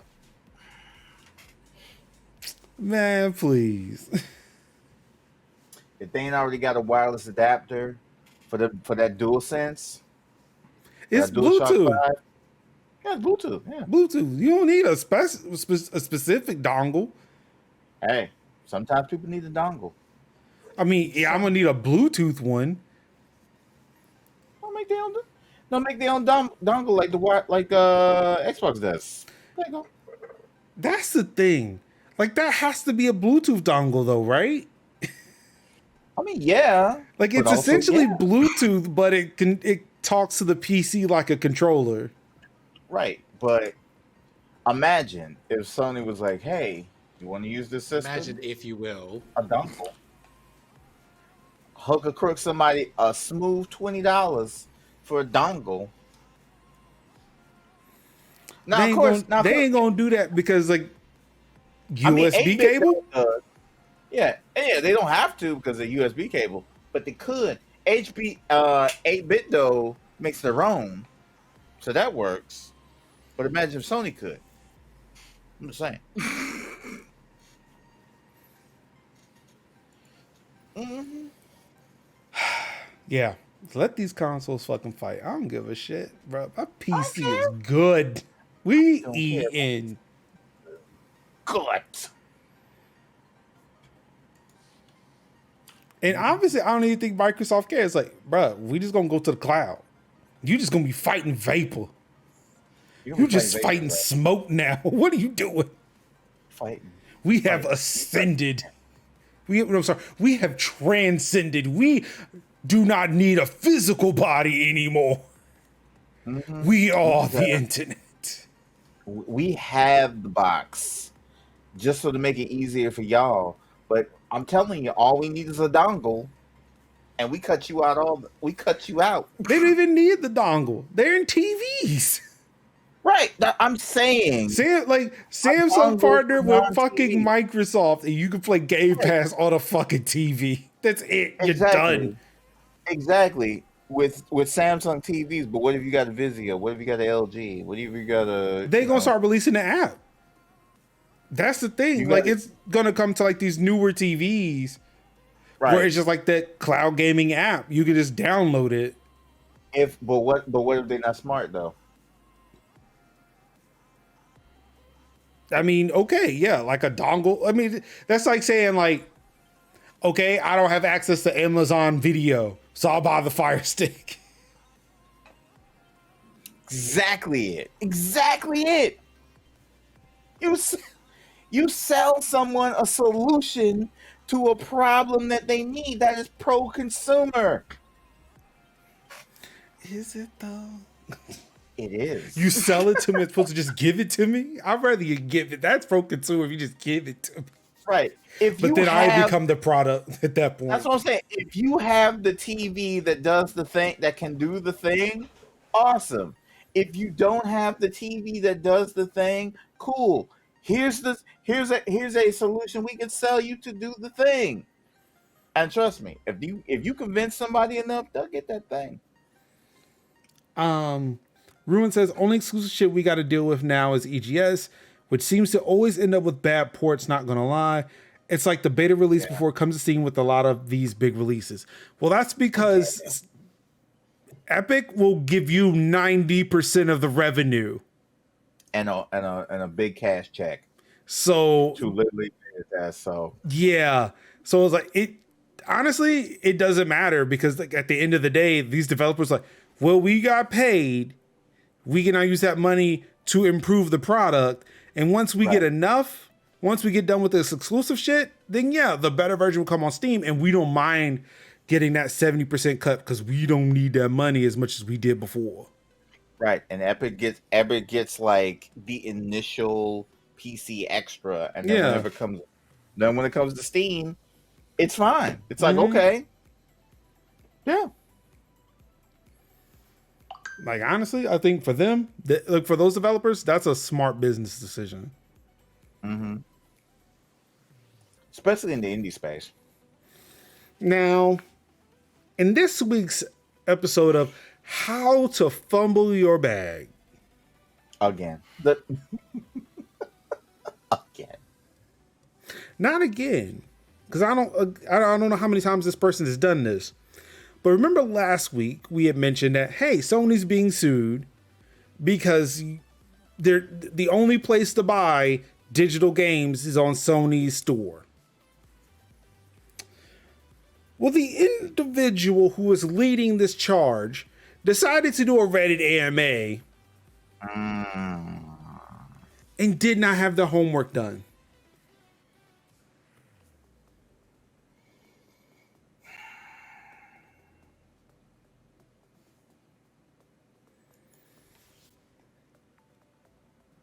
This court, this lawsuit had merit. It was a good thing. Yeah. But how you fuck that shit up? Best case scenario, you win. Worst case scenario, you lose, but you bring a huge, like you basically bring a whole bunch of awareness of an issue. Like, because I didn't know. I never knew until like I saw that TikTok, and then I was like, man, bitch, you heard about this lawsuit? like, have you heard that? Like PSN games aren't sold on like different digital games aren't sold on other marketplaces like Newegg and Amazon, and I'm like, I never knew. Yeah, ruined. So again, no, awareness. This lawsuit has more legal footing because as we discussed last week, the thing that they're suing for is saying that you cannot buy digital Sony games anywhere else other than Sony's platform. You can do it anywhere else. Yes. For any other platform. It's Sony where you have to go through Sony in order to do this. What they failed to communicate was that part. Because everybody kept saying like, well, if you're talking about the 30% split, everybody does 30% split. Like, that's not the thing we're fighting for. Not percentage. The ability of being like, we want to be able to sell our game through Sony at a different place. Once again, you are having this conversation over here, and we're having this conversation over here. They're not related things. They're not related. But the person who's running the lawsuit failed to communicate that point, thus giving a whole bunch of non-answers, changing a whole bunch of shit, and just looking like a fucking utter failure. Can I get a show of hands real quick? Is anybody surprised? Not surprised.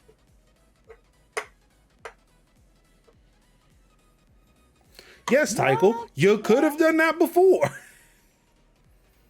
Yeah, you could have done it before. You can't do it now, and that's the problem.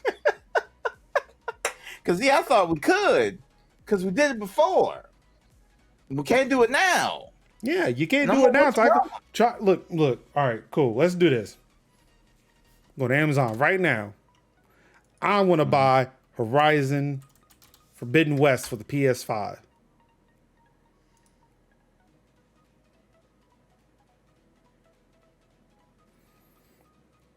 None of these are digital. Mm-mm. Right. None of them. Now pull up. That's why they get. 3. That's why we are getting lawsuits. That's why that happened last week. Now pull up Splatoon 3. Look oh at shit! that. It was right there. Right there. It was right there. Right there. Pull up Pokemon Violet.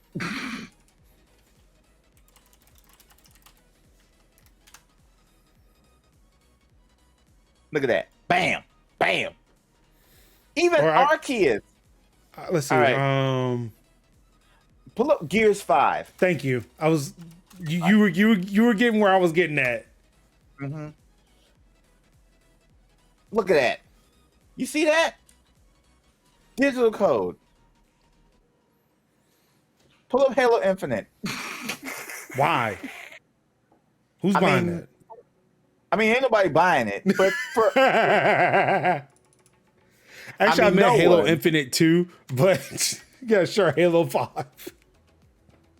Yeah, look at that. Well, I mean, I don't see the digital version. They're I don't rec see the packs, but rec packs, rec packs. yeah, this is But the only even one I'm then, not seeing digital code for. yeah, that's what I said. That's why I said Halo Infinite. Yeah, I'm glad we didn't use that one as the first one. That would have shot us in the foot. Yeah, but look at that. See, Oh, you yep, got Xbox Series and Windows digital code. I just saw it. Yep, there it is right there. digital code already there. So you can buy. So you can buy the digital code. You can buy all that on Amazon. It is what it is. So again, Sony stands alone in so many different ways.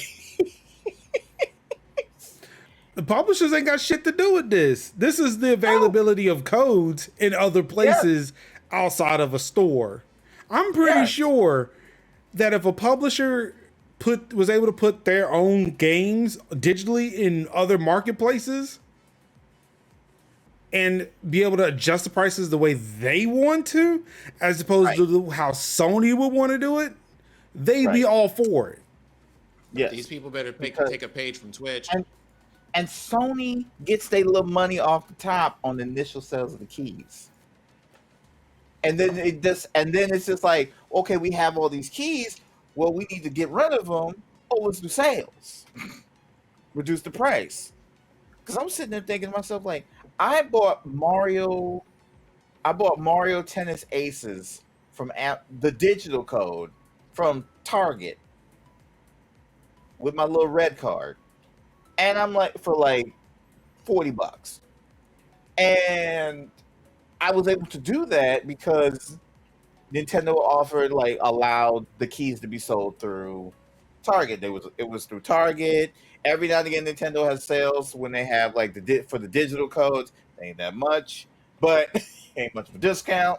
But it's discounted, so it really kind of is like weird to see like you can't buy like you can't buy like Horizon Zero Forbidden West digital code from Amazon, but you have to just buy it from one particular place. What and what if that place goes down? So again, it's that point of the lawsuit. The lawsuit was good, solid, It was solid, valid. It had merit. He fucked it but up. the fucker got on Reddit and it was like, I don't know, but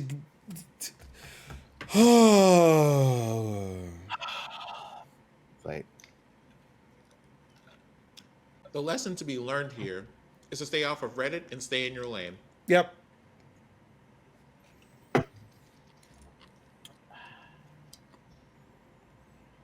I don't think it will fall apart.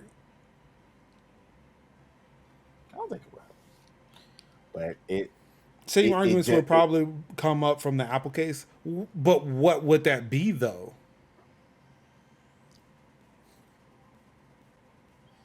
I feel like it's very monopolistic. yeah. If it's not, if we're not talking about splits and like money payments, that's not really the same thing. It's really like, hey, we don't want our PSN games on blank on insert store here. Because like it's a thing of if you can sell the physical copy in the stores, what's stopping you from selling the digital ones? Yep. And I went to Walmart because I was like, don't they also have like the cards? And I walked in Walmart, like you can get the cards. You know, you can get the card. You go to like Well, you can buy the cards digitally. Merge. I'd be inclined to agree with you. If there wasn't a digital console you can buy.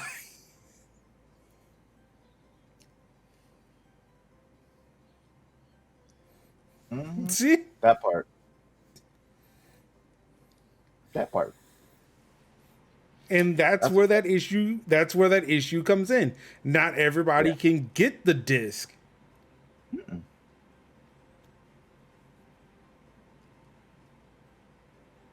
The It would and take at some least four. and sometimes disc versions and physical copies, especially like what happened with Animal Crossing when Animal Crossing came out. It was like March 2020. March 2020 happened. A lot of shit went down, and I was like, I have to get Animal Crossing, so I bought the physical, and then my copy was like, I think this was coming out on Tuesday. It ended up saying it was going to be coming out next week. I said, fuck that shit. And so I had to make a choice. Luckily, my awesome homies had gave me a bunch of eShop credit. And so I was like, bet. And I bought it digitally and it unlocked the next day. And we did not have any problems. You know? So digital is good for some, physical is good for some. I just prefer, if you're gonna have a console, you best have a console that does both. Mm-hmm. hmm So, so works out. But in more good news, I know Sony has SCEA, but the heads of the company that make the decisions have to be ignorant of U.S. law. Yeah, yeah, yeah. Japan, Japan says no. But in more good news, G2 Esports announces new all-female League of Legends team. God bless them. God bless them. Because league is a League is the hive of ghetto. stubborn villainy. Oof. And look at the melanin. Mm-hmm. Like, off the rip. Yep. Because that's why I'm like, God bless them because, whew, league is terrible. Makes me almost long for the days of Dota 2. and Like, that the was fact that and this that was team just terrible. looks fucking American to me. Like, one Asian team member. Sure, there are 3 white women there, but This is a '90s cartoon. yeah, yeah, These are the Planeteers right here. That's what's happening. yeah, Yes. yeah. And I mean, We almost can down say to the the woman that's proportions. squatting is like white passing This is Latina. this is Bionic 6. Look it up. This is You know something? I see you and I appreciate it. They fight together on the field of justice. They absolutely fight for right. They sure do. superhuman family. Bionic 6. The If team you called know, you know. the team called Hell is named after Norse mythology's goddess of death. Yes. Okay. Okay. Yeah, I saw Yes. that and I'm just like, if any one of you has watched a Thor movie, you should know who that is. It in, Or if wait, you played like any game that came out in 2020, 20 anytime between 2020 and the end of 2021, because goodness knows they wanted to make sure that Asgard had plenty of airtime and that you knew about every Norse god in existence. They wanted to make sure you Yes. were well aware. uh, When I tell you Hela is one of the best villains in the MCU, oh so okay, the fact that I might have been right this entire time is saying something. Um, includes the elite players Olivia, Alizia, Nenya, Callistus, Agne, Karina. Oh, you know what? All right, cool. good. I would love to name their names, but I feel like I'm going to butcher it if I continue. don't worry about it. We got you. We Something got is you. telling me that this is not an American team now. Where is G2 Esports based out of? Also, this is from Eurogamer, so probably not here in the States.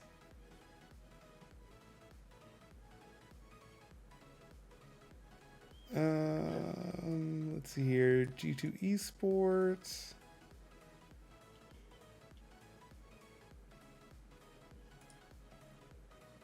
Oh, based in Berlin, Germany. Ooh.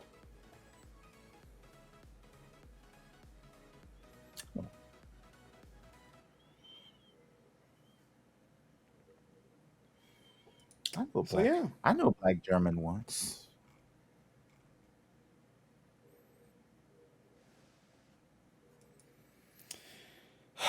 Okay, I really need to stop putting us on this roller coaster.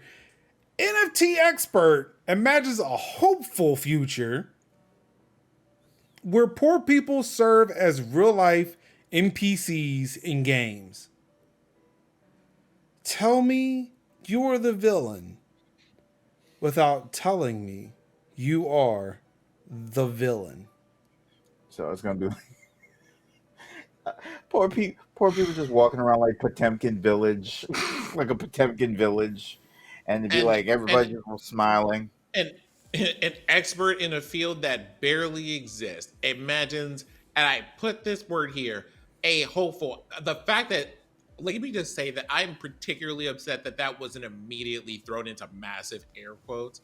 A hopeful future where poor people serve as real life NPCs. Let's stop right there. Why is this targeted toward poor people?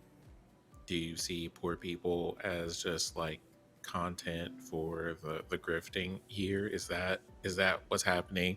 Do you know something? Here, let me ask you a better question. Is that what you think of poor people in real life? That question is rhetorical. Don't answer it.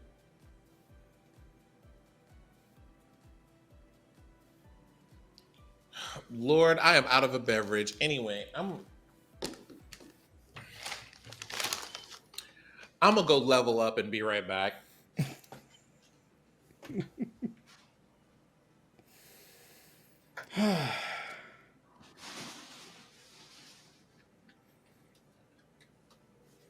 I'm not sure how well he's going to do with the next one, too, but I don't know. It's kind of celebratory.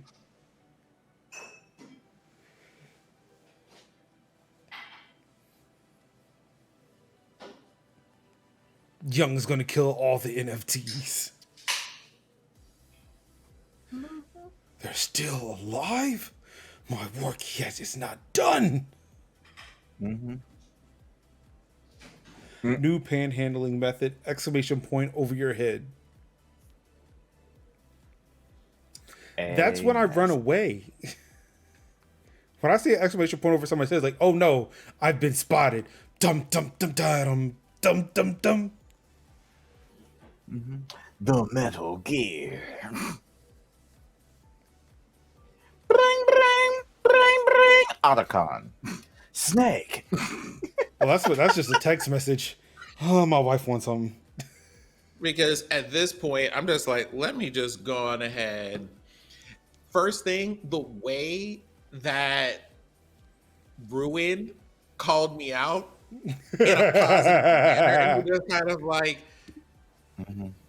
Sid, we already know what you're about over here. Don't do it. Don't even spend the energy on this. It's very much giving the scene with Elektra giving an epic read in the middle of a restaurant at Pose, where they're just like, "Girl, don't do it." Mm-hmm. So what do we level up to?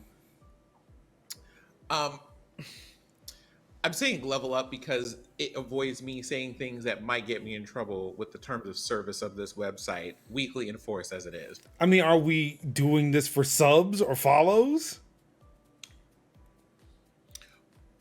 I mean, we can, but probably not. So I mean, I see no harm in this. Um, Today's experience points come from a container of banana flavored rum that I Ooh. have in the kitchen. Well, as I said before, I don't know if this next story is going to make you feel good or bad, but Awesome Games Done Quick 2023 cancels live event in Florida. I am so unspeakably happy about this. Fucking bless. Go ahead and read the article. Well, I'm very happy about this. Awesome Games Done Quick, the winter companion to Summer Games Done Quick, will be held online next year in 2023. In a tweet, the Games Done Quick organization announced that instead of hosting an in-person event in Florida, it will return the speedrunning charity a live stream event to an online format. Back in July, Games Done Quick hosted its first in-person event since COVID-19 pandemic. Despite the success of Summer Games Done Quick's hybrid format that features streamers both in person in Minnesota and remotely, the organization that runs the charity event has cited the continued concern of the COVID-19 pandemic and the unique political situation in Florida as the reasons for its shift online. Games Done Quick tweeted, quote, given the state's continued disregard for COVID-19's dangers, including anti-mandate policies, and an increased aggression towards LGBTQ plus individuals, including the law colloquially known as Don't Say Gay, we do not believe it is a safe place for our community. End quote. It also explained the organization signed a contract with a venue in Florida in 2020, and that the costs involved potentially breaking the contract to relocate the event elsewhere would be too great. Mm-hmm. Mm-hmm. Continue. In addition to its main biannual events featuring diverse runners and commentators, Games Done Quick is also known for hosting a number of streaming events designed to highlight speedrunners from marginalized communities. Flame Frost and Fleet Fatales are GDQ's all-women charity streams. In June, it hosted a Juneteenth celebration highlighting black speedrunners, and a number of GDQ's regular programming starts with a trans rights and human rights statement. That the organization is willing to... For those of y'all who didn't see that one, that event was called Unapologetically Black and Fast. That was fun. Mm-hmm. Please continue. That the organization is willing to take a financial hit to keep its diverse community of runners and fans safe is commendable. AGDQ 2023 will take place January 8th through 15th with funds supporting the Prevent Cancer Foundation. Sign-ups for volunteers and game submissions will open on September 11th. So this is one of those articles where I have like some seasoning, not a lot of spice, but some seasoning for this. I like this article and the way that this whole thing is set up because it points out a couple of like real particular things that I feel are important to note. Right? First thing, they were just like, we're having a massive convention. And then they went, but the way that the state is handling all of their COVID stuff and the way that they feel about like basically the LGBTQIA plus community and the way that they handled that, the answer is absolutely fucking not. And that, there it is. Like they just went, we're just, the answer's no. But then they also take the time to explain in this article, we could relocate it because some of y'all said, hey, y'all have done it in other places before. Why don't you just do that? And they went, well, here's the reason for that. And I feel like that's a thing that I hit a button you need to and it broke. You'll need to like move that over a little bit. That you have this thing where people don't understand this part about conventions. I appreciate the fact that they took the time to explain that to their audience in full so that everybody grasps like we can't just pick up and move, right? Because we have contractual obligations, there's a lot of cost involved. So like that side of things, I like having the insight to. I appreciate the fact that they took a firm stance on it. I appreciate the fact that they did not fuck around and just go, well, what if we do this? We'll see how this pans out. They were just like, absolutely the fuck not, the end. And finally, because I feel like this part is really important,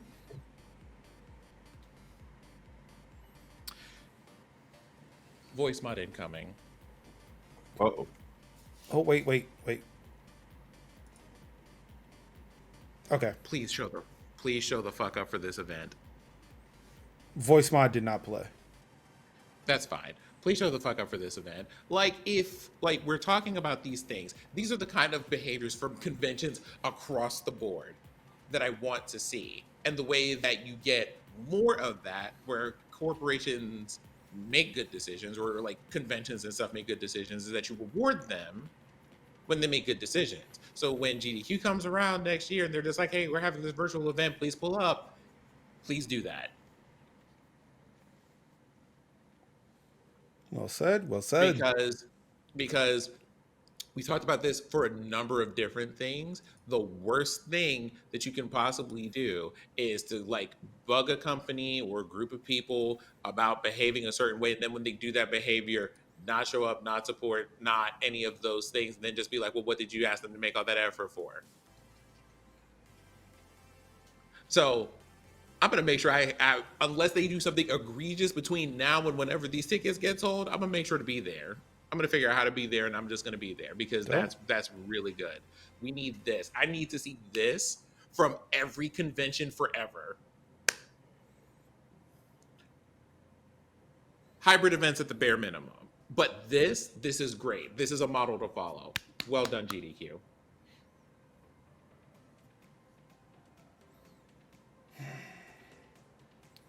Don't know why I included that. I'm gonna get rid of that one. So let's move over. Okay, I got rid of the. No. You don't even have to. It's fine. You don't have to tell us out loud what it was. Okay, so streaming news. Ninja says he needs a break.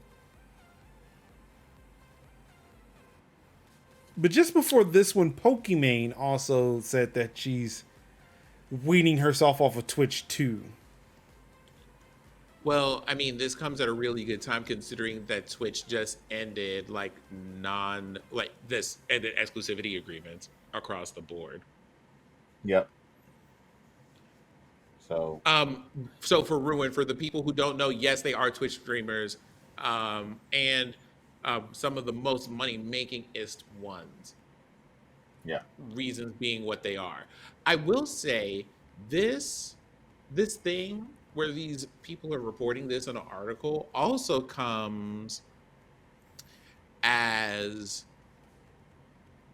a year and a half now of the most earning streamers on Twitch having to say the same thing, either in the form of, I need to take a break and I don't know if I'm coming back to this platform, or like I need to just step out of like streaming altogether because it's just entirely too taxing in ways that are really hard to describe unless you're in the middle of it, or just straight up leaving platforms in droves because like it was already like a whole handful that made like an exodus, and this is like this slow migration of people who are like, I need to sit down and really think about what's going on here. Now, I mean, there probably is some story about this and about this particular streamer. Middling feelings at best at this point. Yeah. But as a trend, like if the article were just like, hey, this is a streamer and I didn't know anything else about what was going on, then the streamer sphere would be like, okay, so someone they said they need to take a break, cool. But like when the people who are quote unquote the faces of your platform and stuff are the ones that are the most often being like, I need to take a break and I don't know if I'm coming back this time, because I want y'all to keep in mind Ninja was on this platform, left the platform, and came back. That has happened. Made a smooth 30 mil to basically do what some of us do already, just dabble on a different platform for a while. So yeah. Me and I for one. Oh. This is not what I was expecting to see. And the check is gone. Well, that's what I came to see. Was that the check was gone, but I don't know who this guy is. Oh, yeah. Because he doesn't have that's hair. Him. Because he has blue hair. How long has he not had the blue hair? Apparently a while. Not major doing research over here, but that's what we're at. Dude is just sitting here vibing. I like the fact that there's like he's got two recently streamed categories, and one of them is like Scarlet Nexus. Like, Like, And don't his yeah, streams normally have like intros and shit? Like this stream from a week ago was just he just went live. He's just sitting there. it's just like I hit go live and I'm just like I'm scared. and it's like, all right, guys, yeah, 3, 2, 1, all right, yeah, all right, cool. But like, Mm-hmm. like it's one of those things where, well, I mean, okay. So I was about to say I don't really have any issues with him. I have like one or two, right? Because of like, hey, problematic thing A or B. But generally speaking, I'm just like, I mean, all right, have fun, take a break. I feel like if that article only mentions that Ninja wanted to take a break and not the like how this is tied into one, um exclusivity things happening, changes in how partner payout happens, I think are happening, and just like the way that people are like now free to stream to multiple platforms. Okay. Mm-hmm. I feel like if we're not talking about that, then that article is kind of like just wasted space on the internet, but whatever. Just like people feel like the need, they have to type like 3 paragraphs to say absolutely nothing sometimes. Mm-hmm. I mean, is it that they're saying nothing, or is it just that the content that they were saying just doesn't resonate with you? Because I feel Well, I like there mean, are people who would care. This is actual breaking news to some people. Oh yeah, his wanted fan like base here's the thing community, for the the well, like here's mutual. the thing for the people who this would be breaking news for. I'm pretty sure they know that without reading this article because they were there when he said it. Oh yeah, Would they yeah. though? I mean, again, for the people who it's breaking news for, because if they already know, then it's not breaking news. Like This is just that's the kind of stuff that I'm talking about. There are people like the people that I'm hardcore following, or like for the fan base that he has, they're not coming to this article to read this. And for the art and for the people and the other side of that are the people that we have who are also not coming to this article to read this, but right. you know, lest This is we for present the platter. I feel like this, yeah. but okay. Let's say for argument, this article isn't for you and it's not for Ninja's followers. It still have pertinent information for me as somebody who is not in either of those circles. Yeah, this is just information. This is just Yeah. like Ninja So I feel taking like a it's break. still pertinent information. It's not like they wasted space. This Right. actually added a lot of context. Yeah, like I say, at best, it's pertinent. At worst, it's a slow news day. Like Yeah. it's just like But I feel like yeah, it's big enough to where the biggest, most influential, the highest paid Twitch streamer is no longer streaming. one of. It's not even I'm sorry, yeah, biased. one of is no longer streaming. I kind of feel Yeah, like that's news. It may not yeah, be like Bobby Kotick does unspeakable things to intern, that's news. but it's This is more. still information that for people who may not be fully in the know, but who still kind of want to keep up with this shit. I mean, it's like a hot sheet, really. Here's what's going on in the industry, whether you are tied to it or not. Major just kind of like, hey, now you can't just say that the article has no purpose whatsoever. That's just cruel and unfair. There's Yeah. somebody that this article is forcing. Hi. Come on now. If I stumbled upon Ninja Stream and there was no picture, there was no check mark, and I saw a random white dude with blonde hair, I want to know what the fuck is up. Man's tied. Like what He Jared looked- say. He looked it. Man's tied. Yeah, he definitely looked it because I was like, what was that? 7 hours he was on there for? Like Nah, it was 7 days ago for about 2.5. 2.5. Yeah. But it just starts. Yeah, it just starts and he's just like, yeah, good guys. Whew, all right. Like me, my streams don't even start like that. And look, he just leaves. He left. He didn't even BRB. He just left. It was like a bare chair. I think he's like watching somebody else play Fortnite. Yeah. Look, he's gone. Who does that? That's one of my pet peeves. Is just a bare chair.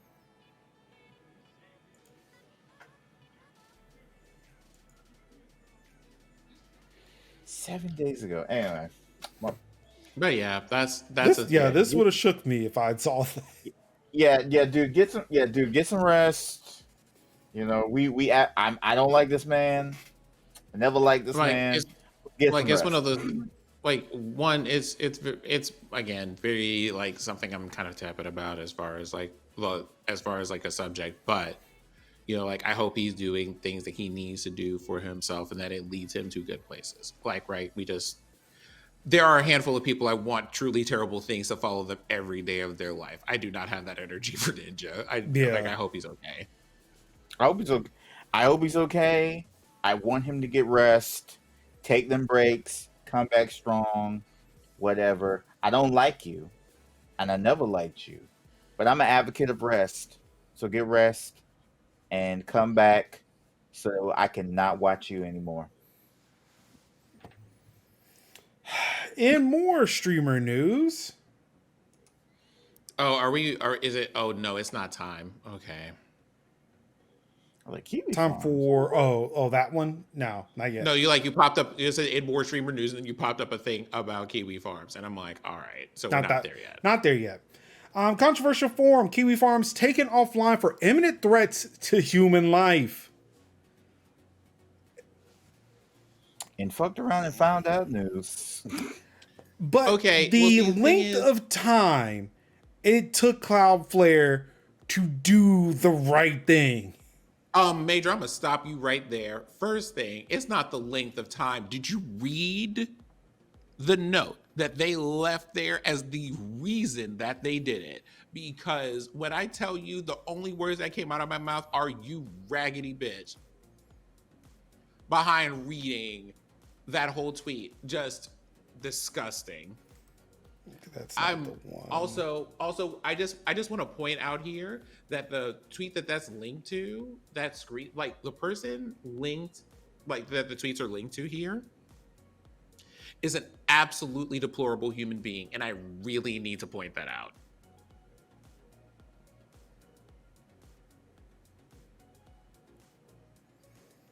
They did not link Cloudflare's But like statement, but Jerry Bunn, unfortunately, it is not about fruit. It is not about fruit. Nor is it about flightless birds. I seen Kiwi and I was thinking for a hot second on the lane. What happened to Kiwi on sticks? But so basically, the Cloudflare CEO was like,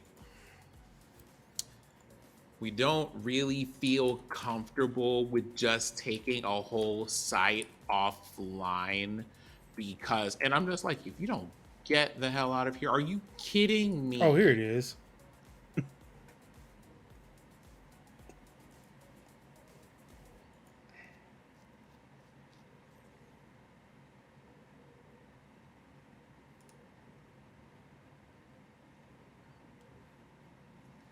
Is that okay? I was gonna say, what was that? Anyway, they were just like,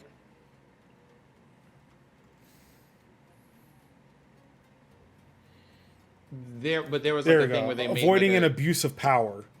Some argue that we should terminate these services, the content we find reprehensible, so that others can launch attacks to knock it offline. That is equivalent. That is the equivalent argument in the physical world that the fire department shouldn't respond to fires in the homes of people who do not possess sufficient moral character. Both in the physical world and online, that is a dangerous precedent and one that is over the long term most likely to disproportionately harm vulnerable and marginalized communities. Today, more stop than because you've actually denied services to marginalized and vulnerable communities on purpose. Cloudflare, please continue. Today, more than 20% of the web uses Cloudflare security services. When considering our policies, we need to be mindful of the impact that we have and the precedent we set for the internet as a whole. terminating security services for content that our team personally feels disgusting and immoral would be the popular choice, but in the long term, such choices make it more difficult to protect content that supports oppressed and marginalized voices against attacks. And to that, I would say bullshit. No, I mean, here's the thing, right? This is giving. You want to know what this is basically saying in plain view, in my opinion. We did this because there would be blood on our hands if we didn't. And that's the only reason that we did it. If we didn't have a reason to believe that these people would make good on their threats using our services and that we would get, then that we wouldn't get in legal trouble for it, they would still be here.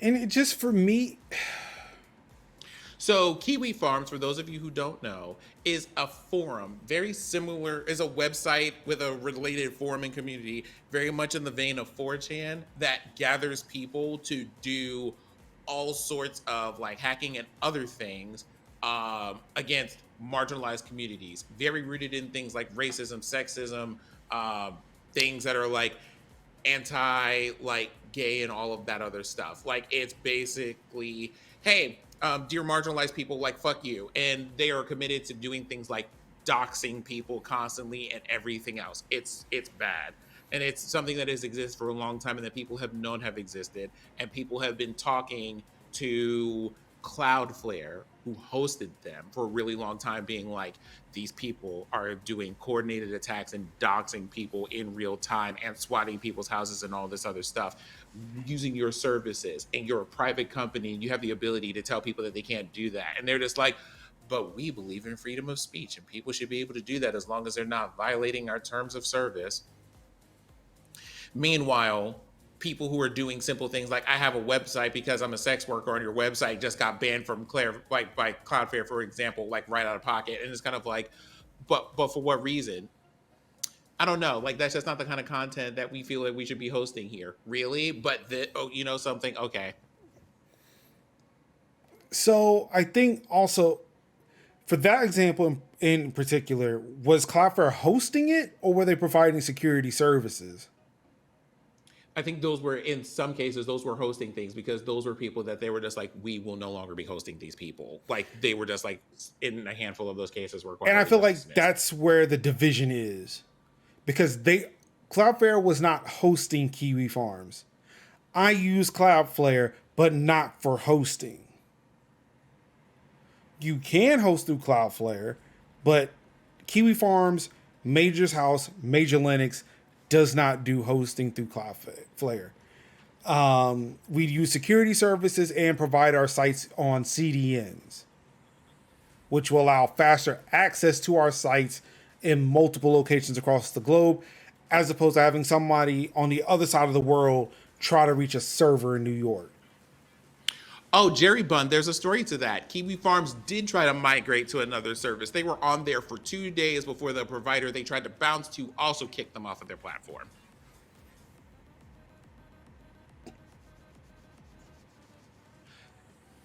Fun fact, that was a Russian provider of all things.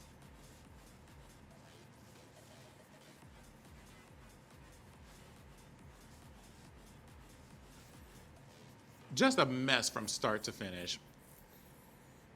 But I do want to highlight this paragraph where they kind of try to justify why they did it. This isn't hypothetical. Thousands of times per day, we receive calls that we terminate security services based on content that someone reports as offensive. Excuse me. Most of these don't make news. Most of the time, these decisions don't conflict our moral views. Yet, 2 times in the past, we decided to terminate content from our security services because we found it reprehensible. In 2017, we terminated the neo-Nazi troll site, The Daily Stormer, and in 2019, we terminated the conspiracy theory forum, 8chan.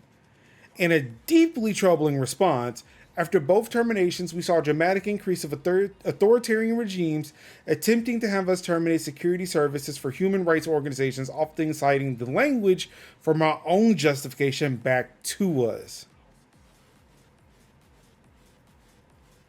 I have already read all 4 of these paragraphs, and all of it is bullshit, but please continue. Oh no, that was it. That was all I wanted to read. No, like it's just like, okay, so okay, we kicked racists off our websites and we said that this was the reason why, and then they came back and said for the same reasons you should be able to ban a whole like, you know, a human rights organization. We banned you because you're racists and neo Nazis. These are not the same. Leave our premises. And if you call us again, you will be hearing from our lawyers at the police. Take your pick on that. Like, I don't, there is no way you can say to me, well, you banned me for saying a word in the chat. I like for using an emote in a racist way in a chat. So anyone else who uses that emote in your chat should be banned. No, you don't make the law here, for one. And for two, if you're out here being racist, that's what you got banned for. Like, I don't, what is this? What is this logic over here? And then to take that and then go, and this is why we decided we were just not going to enforce rules like that anymore. What do you even mean, Cloudflare?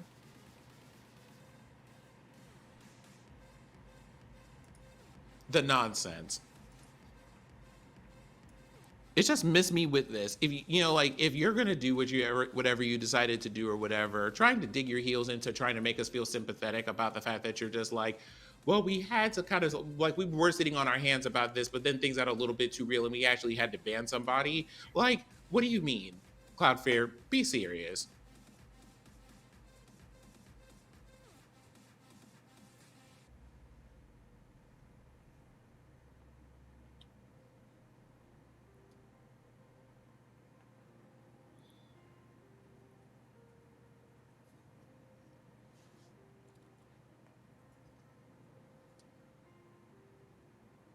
Sorry, for those who listen to the audio version podcast, I'm reading the chat for a second. Mm-hmm.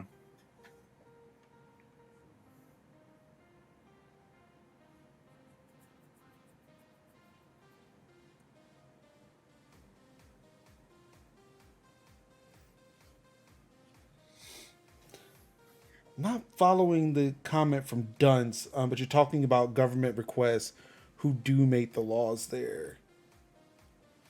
Mm-hmm. Not surely what that's referring to. Oh, like, mm.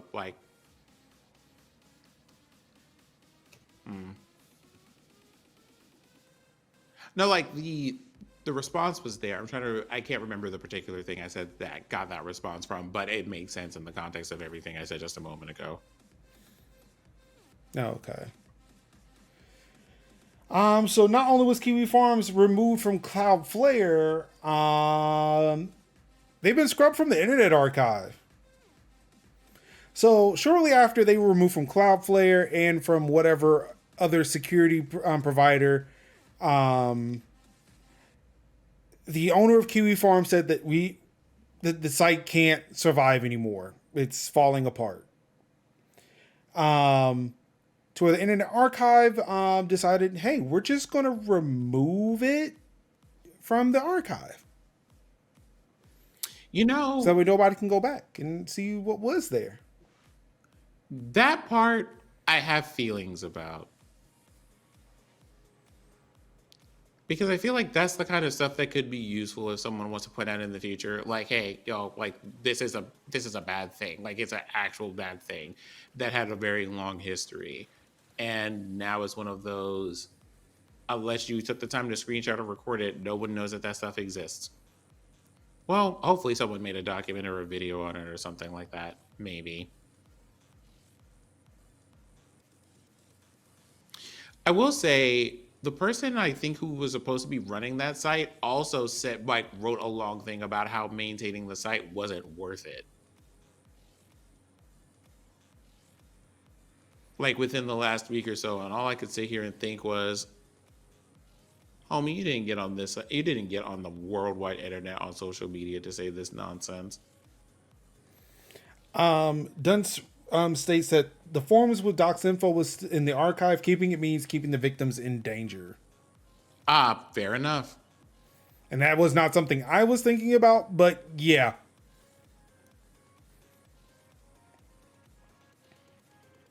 And I imagine those interested parties who would have the backups of the site have it already.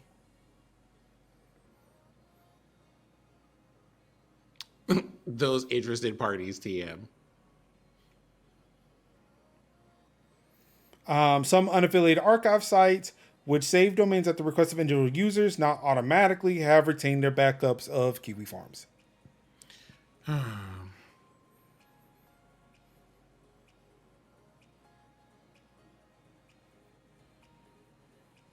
People ruining the internet for everyone. You hate to While, see this. while Hate to Moon see it. launched a tour based backup of Kiwi Farms, he struggled to find companies to host a stable replacement, and the Wayback Machine had provided one of the easiest ways to spread information while it was offline. Removing that backup doesn't erase the site's existence from the internet, but it's one of the closest equivalents.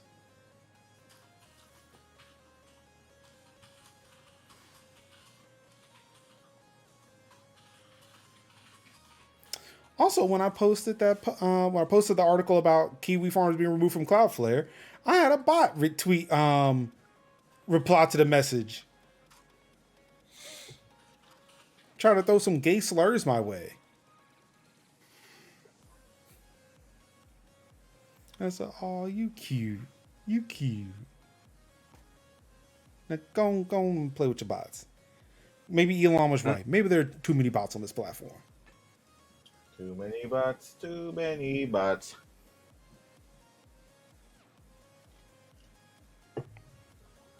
I wonder if Elon's right about that case in Chancery Court, though. Aren't we due out for that soon? Next month, I think it's in October. Yeah. I need to go ahead and put that on my calendar. I need to like get into watching TV at that time. Now it's your turn, Sin. Twitch is removing host mode, and absolutely nobody understands why. Nobody. Oh my god. Where do I want to start with this? Oh, wait, hold on. I got something for this. Go on. Where do I want to start with this? Because the first thing, right, is the quoted reason, or like in that paragraph of quoted reasons that they decided to do this was people come to Twitch to see people live, and hosting gets in the way of that because I guess in theory someone would go to your channel and see content from someone else playing on your channel, which makes no sense to me as a point of logic, because the whole thing about like the hosting thing, right, is that you have someone that you want other people to be aware of, and as a networking device you have the ability to show people who are in your audiences other content from people that you like so that they have other options for other people to go and watch when you're not live. That's what the whole hosting feature is for.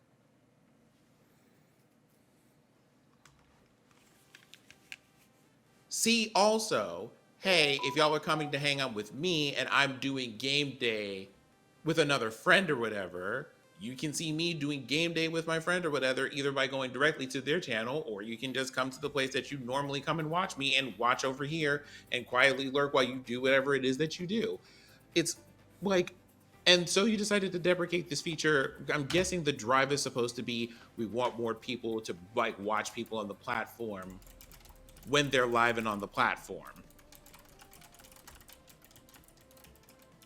For what reason? Also, if you click they also said they're changing something with the auto hosting option to suggested channels, I believe, as well in that article, Major.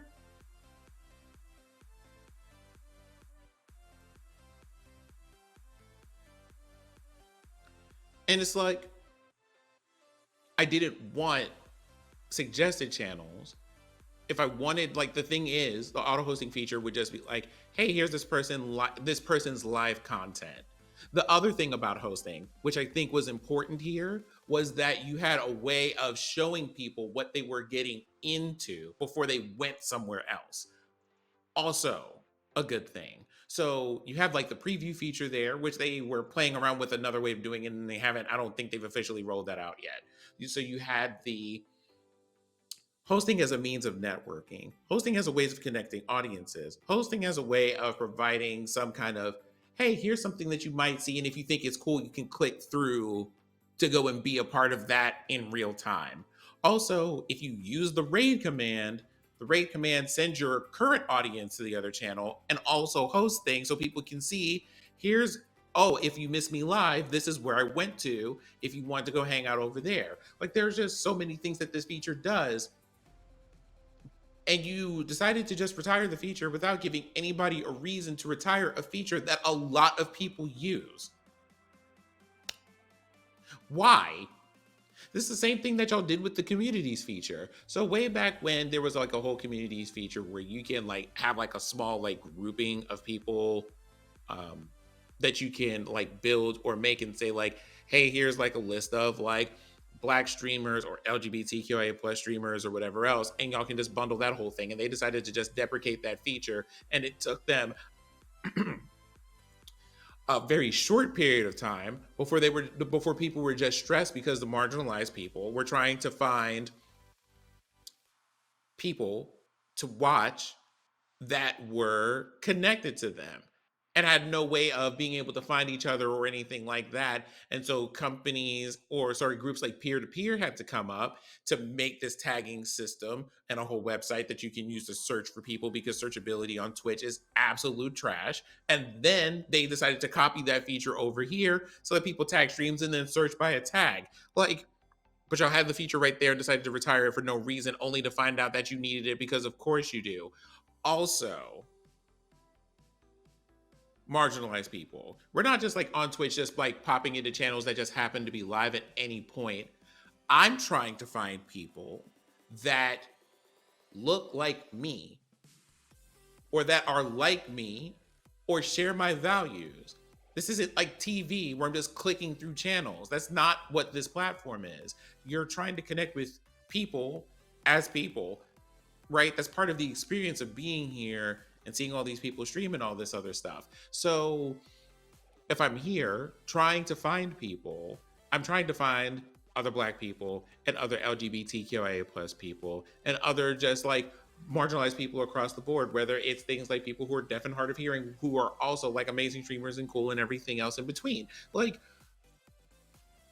this is just another one of those things where I see features come up and I'm like, I don't think you understand the people who use your platform.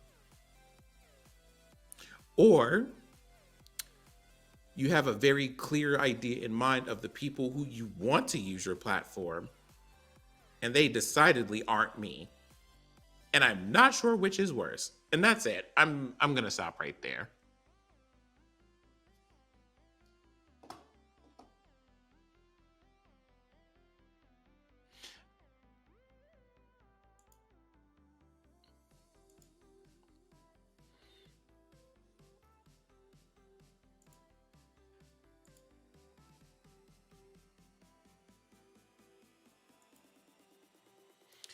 Yeah, less like it's one of those things like the thing that bothers me the most about the whole thing, Young, is that it's framed as, well, this is getting in the way of people being able to see other people who are alive and stuff. Like, just tell me, hey, like, there's a direction that we want to take the platform, and this is what that direction looks like. But trying to play that as, we're doing this because it makes the user experience better. One, no, it doesn't. We told you what makes the user experience better, and you won't do any of those things. You literally have a council of people that I guarantee, like a council of people who are streamers specifically, who I guarantee that you didn't consult before doing this because they probably have told you not to do it. And then on top of that, just like, make changes if you're going to make changes. Change the design, change the font, change the way the website works, change a function if you want to change a function, but don't insult my intelligence by acting like we don't see what's happening here. Like, this isn't like whatever you're making this change for, it has nothing to do with us as a user base.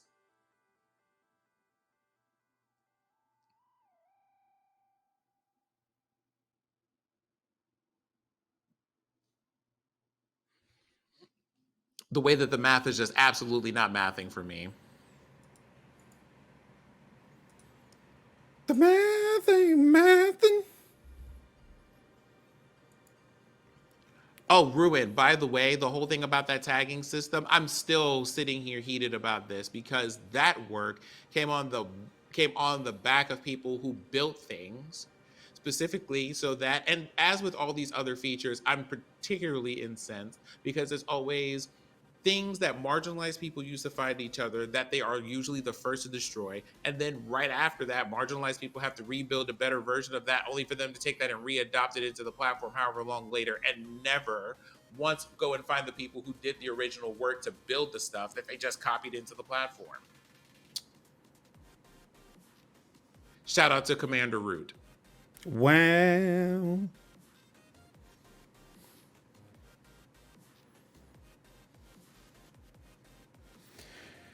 Exhausting. I bet.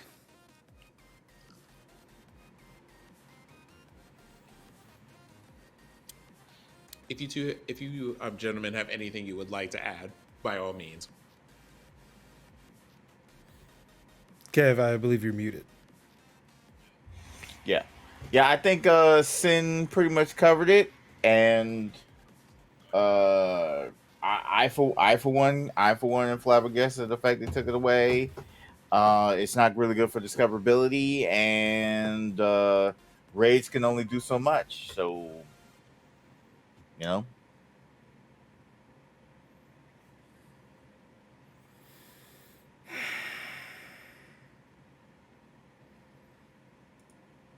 I don't want to go on my "it's so simple" rant because I don't know if it is in this case. Like, it's one of those things of being like, for me the argument isn't even whether or not it's simple. I'm okay, so again, all of us work in tech, so you understand what I'm talking about with this. Why would you change something without having a specific reason that you're changing it and a specific line to a benefit that it provides for you to change it? There's nothing wrong with this feature. What are you doing? Like, you already know discoverability is like is a hot mess right now. So have you improved searchability in all this other stuff elsewhere before changing this feature? Is the feature no longer necessary because of an improvement you've introduced? Would you like to point us to it and tell us what that is? Stop touching shit. Like, let's leave things alone.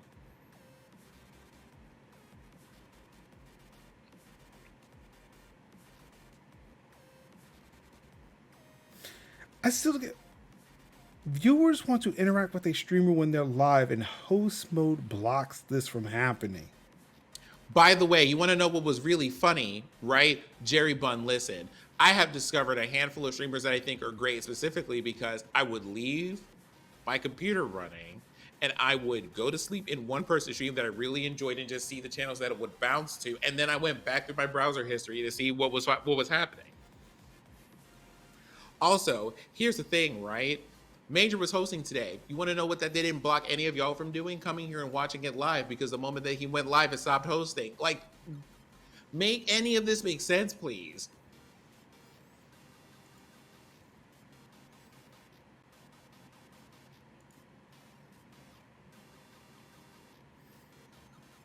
Preventing viewers from interacting with the streamer they're watching. Also limit.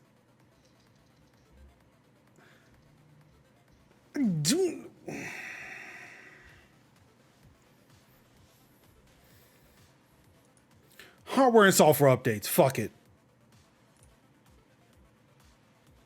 Just fuck it. You know what? You're right. You're right. Fuck it. Google September 2022 security patch is here for Pixel phones with fixes for wireless charging. Plus, Google keeps working on a Pixel 6a fingerprint recognition. Oh wait, they actually did provide the 6a September patch. Oh no, they didn't. No, they didn't. It's still delayed.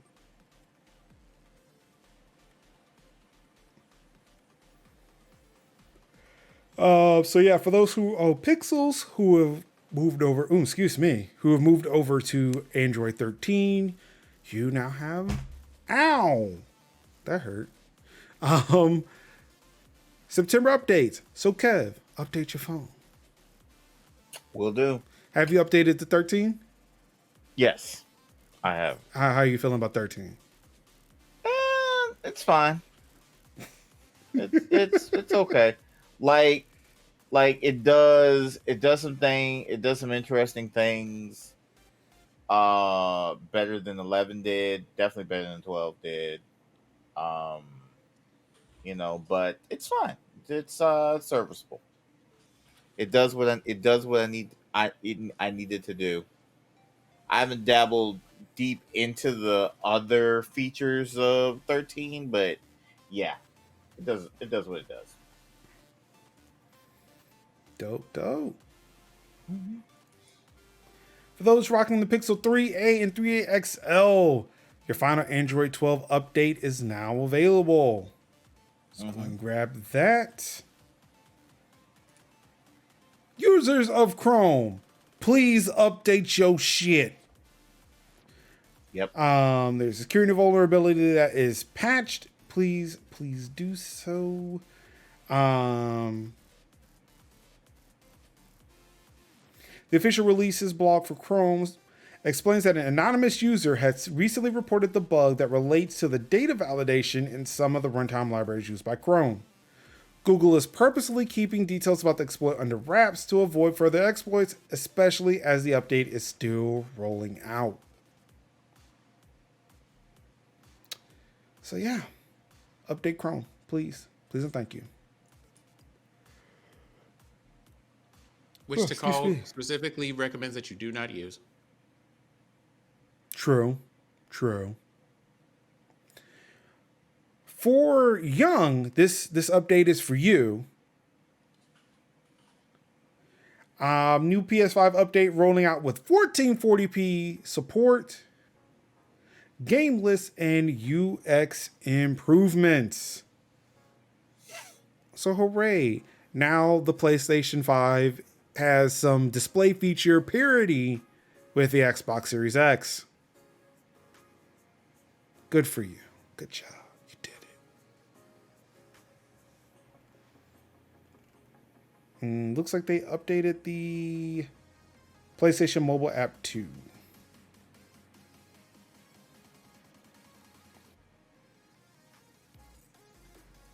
So Young's on the ball.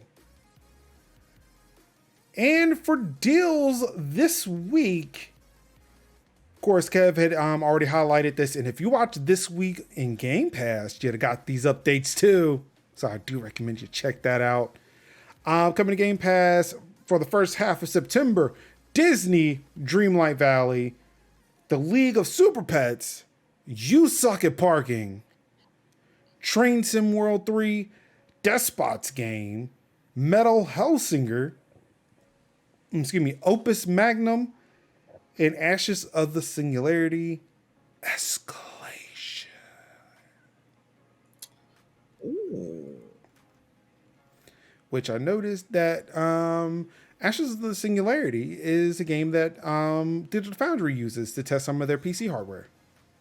Yeah, a lot of the benchmarky peoples use that for testing.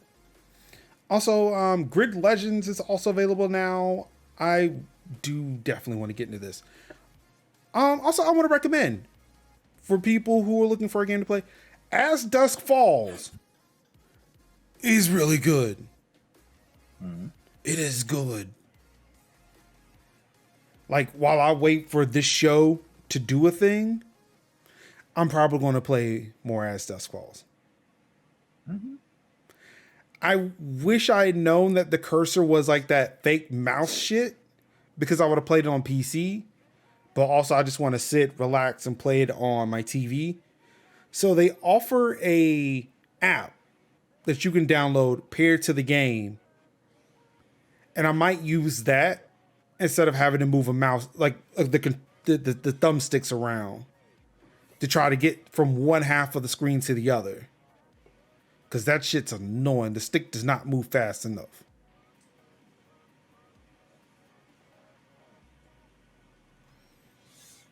Some more DLC stuff coming out. Some more Xbox perks. Leaving Game Pass on September 15th, A Plague Tale Innocence, Origami 2, Bug Fables, The Everlasting Sapling, Craftopia, Final Fantasy 13, which I'm glad I decided to play the Steam version at the end of all of this. I was flip flopping between Xbox and Steam. Flynn, Son of Crimson, I Am Fish, Lost Words Beyond the Page, Mighty Goose, Skatebird, and The Artful Escape. Yeah, well, you got to the 15th to finish Innocence before Requiem comes out. Mm-hmm. So yeah, those are the Game Pass highlights for the beginning of September. And that's it. We did it. We made it to the end. Bam, bam, bam, bam, bam. Bam, bam, bam, bam, bam.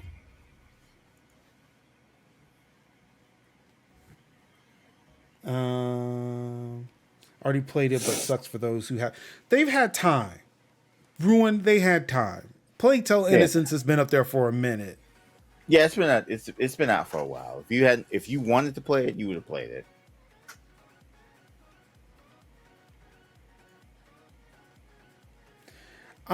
So, gentlemen, what's coming up this week?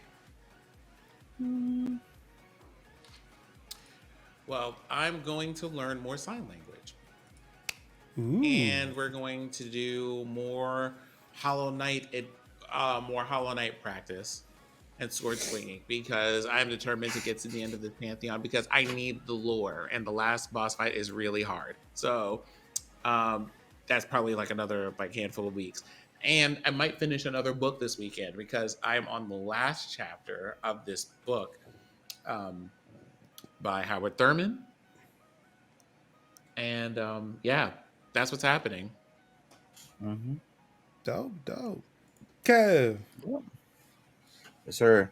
Well, I just ordered a Amazon Fire Stick because I loaned my mom. I basically loaned mine to the kitchen television, so that's generally where she watches like local TV at. And so I was like, well, I kind of want to do Pluto TV in my room. So I was like, yeah, I'm just going to go ahead and buy another. And it was on sale. That was a good deal. So I was like, all right, cool. So I'll probably be doing more TV stuff. Next week we'll be incorporating more Disney Dreamlight Village into the rotation. I think we're done with Ooblets. I think we finished Ooblets, the narrative. So we'll just probably dabble into some Ooblets on the low end. But yeah, Disney Dreamlight Village, Fortnite every day. Listen, Jerry. Listen, I'm a Fortnite when I'm a Fortnite, okay? If you look up and you see Fortnite, that's when you know Fortnite. So then she's saying that she's expecting every time she looks up, it should be Fortnite. Mm-hmm. But she can expect that. But there's a good chance she may not get that. Just saying. You know. Now, Young's right. I do got to get like the season pass done. So who knows what next week might look like.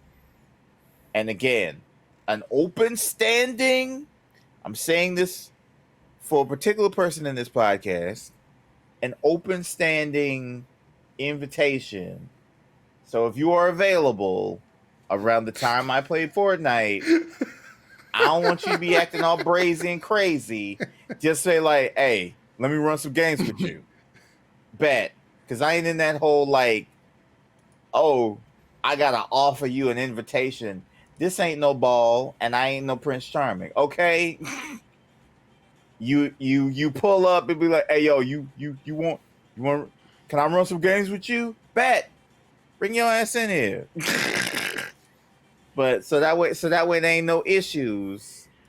The homies, the mutuals, the VIPs that I know and love. If you want to roll up and play some Fortnite, that's fair. If not, hey Kev, I want to run some Fortnite games with you. What you doing? I'm like, bet. I don't need to make no big invitation about it. Just let me know. Then we can jump on in his lobby. Listen, I'm gonna tell you something, Jerry. Jerry came to my stream and was like, "Hey Kev, can we play Fortnite later?" And I was like, "Bet."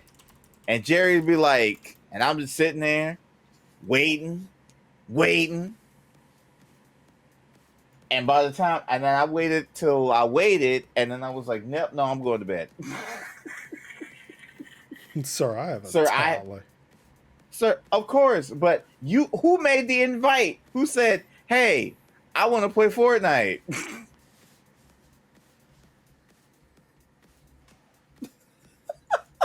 Kev, I'm gonna play Fortnite. Well, next time. Like I say, I gotta run some Teenage Mutant. I gotta run some Shredder's Revenge with Tito tomorrow. So my weekend is clear. If anybody want to play Fortnite, we can do some Fortnite stuff. And we might stream it on Monday. We might. We'll see how that goes. I'll take over where Ninja left off. Well, you gonna wear a blue hat? You gonna wear a blue stocking cap? Nah, maybe we'll see. Talking about stay up later next time. Listen, you went to bed early. No, I went to bed on time. That was my bedtime. Now.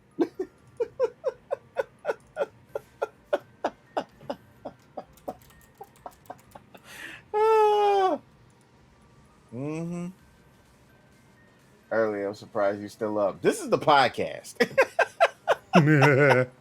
If it was not for the podcast, I would have been asleep at 8. No, not 8. Probably like 10:30. I would have been gone. Y'all better know about me. I don't stay up unless I'm hanging out with these lovely chaps. But yeah. So yeah, next week we'll probably get some Fortnite. Depending on how I feel, we might do more mad dash of the season pass, trying to unlock the Malik skin. If we get Malik, we're good. If not, then we'll just see what happens next time. We might catch him in the rotation. Yeah, but other than that, I've already said, yeah, I'm gonna be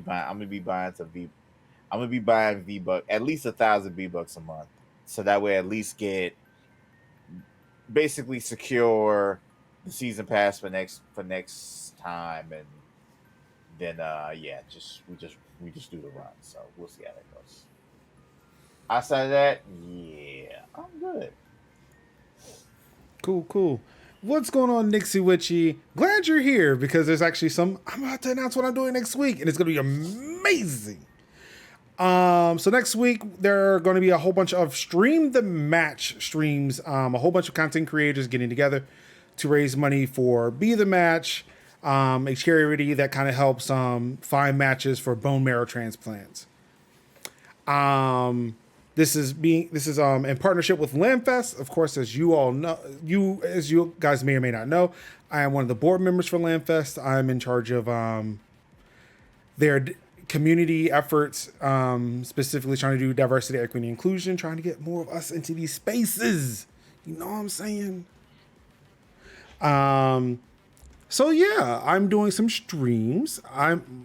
Mine is mainly starting Wednesday, but I will be playing some games with Nixie Witchy on Tuesday. I believe it's 7 p.m. Eastern. I'm not sure. Can you remind me? I need to put that in a calendar. We'll be playing some Overcooked 2 over there. Over here, who knows? Ruin says he wants to see some Spider-Man, so maybe I'll play some Spider-Man on stream and see if it melts my graphics card. Of course, Thursday is Tech Talk Thursdays, but trying to still raise... Oh, wait. I forgot to do this part because, yeah, there's a tweet with my picture on it and what I'm doing. So definitely,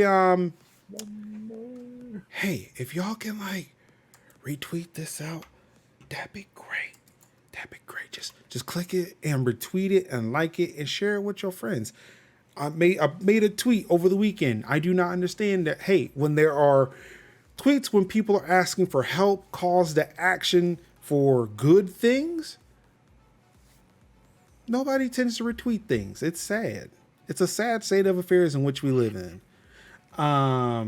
Okay, so yes, 7 p.m. Eastern on Tuesday. I'll be over on Nixie Witchy's channel playing some Overcooked.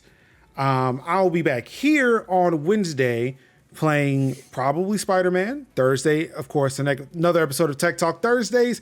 And on Friday, a rare Friday stream. And I think if it's a Friday stream, I ain't got to work the next day. We might have to pull out the big rig. We might pull out the big rig. Honk, honk. Yeah. Honk. So that's what I'm getting into next week. Of course, hopefully, if my mental faculties are with me, there'll be another episode of This Week in Game Pass on Tuesday. Hopefully trying to get some of this quest finished on there. But yeah. He does. Sin does look bored. And it bums me out sometimes. So,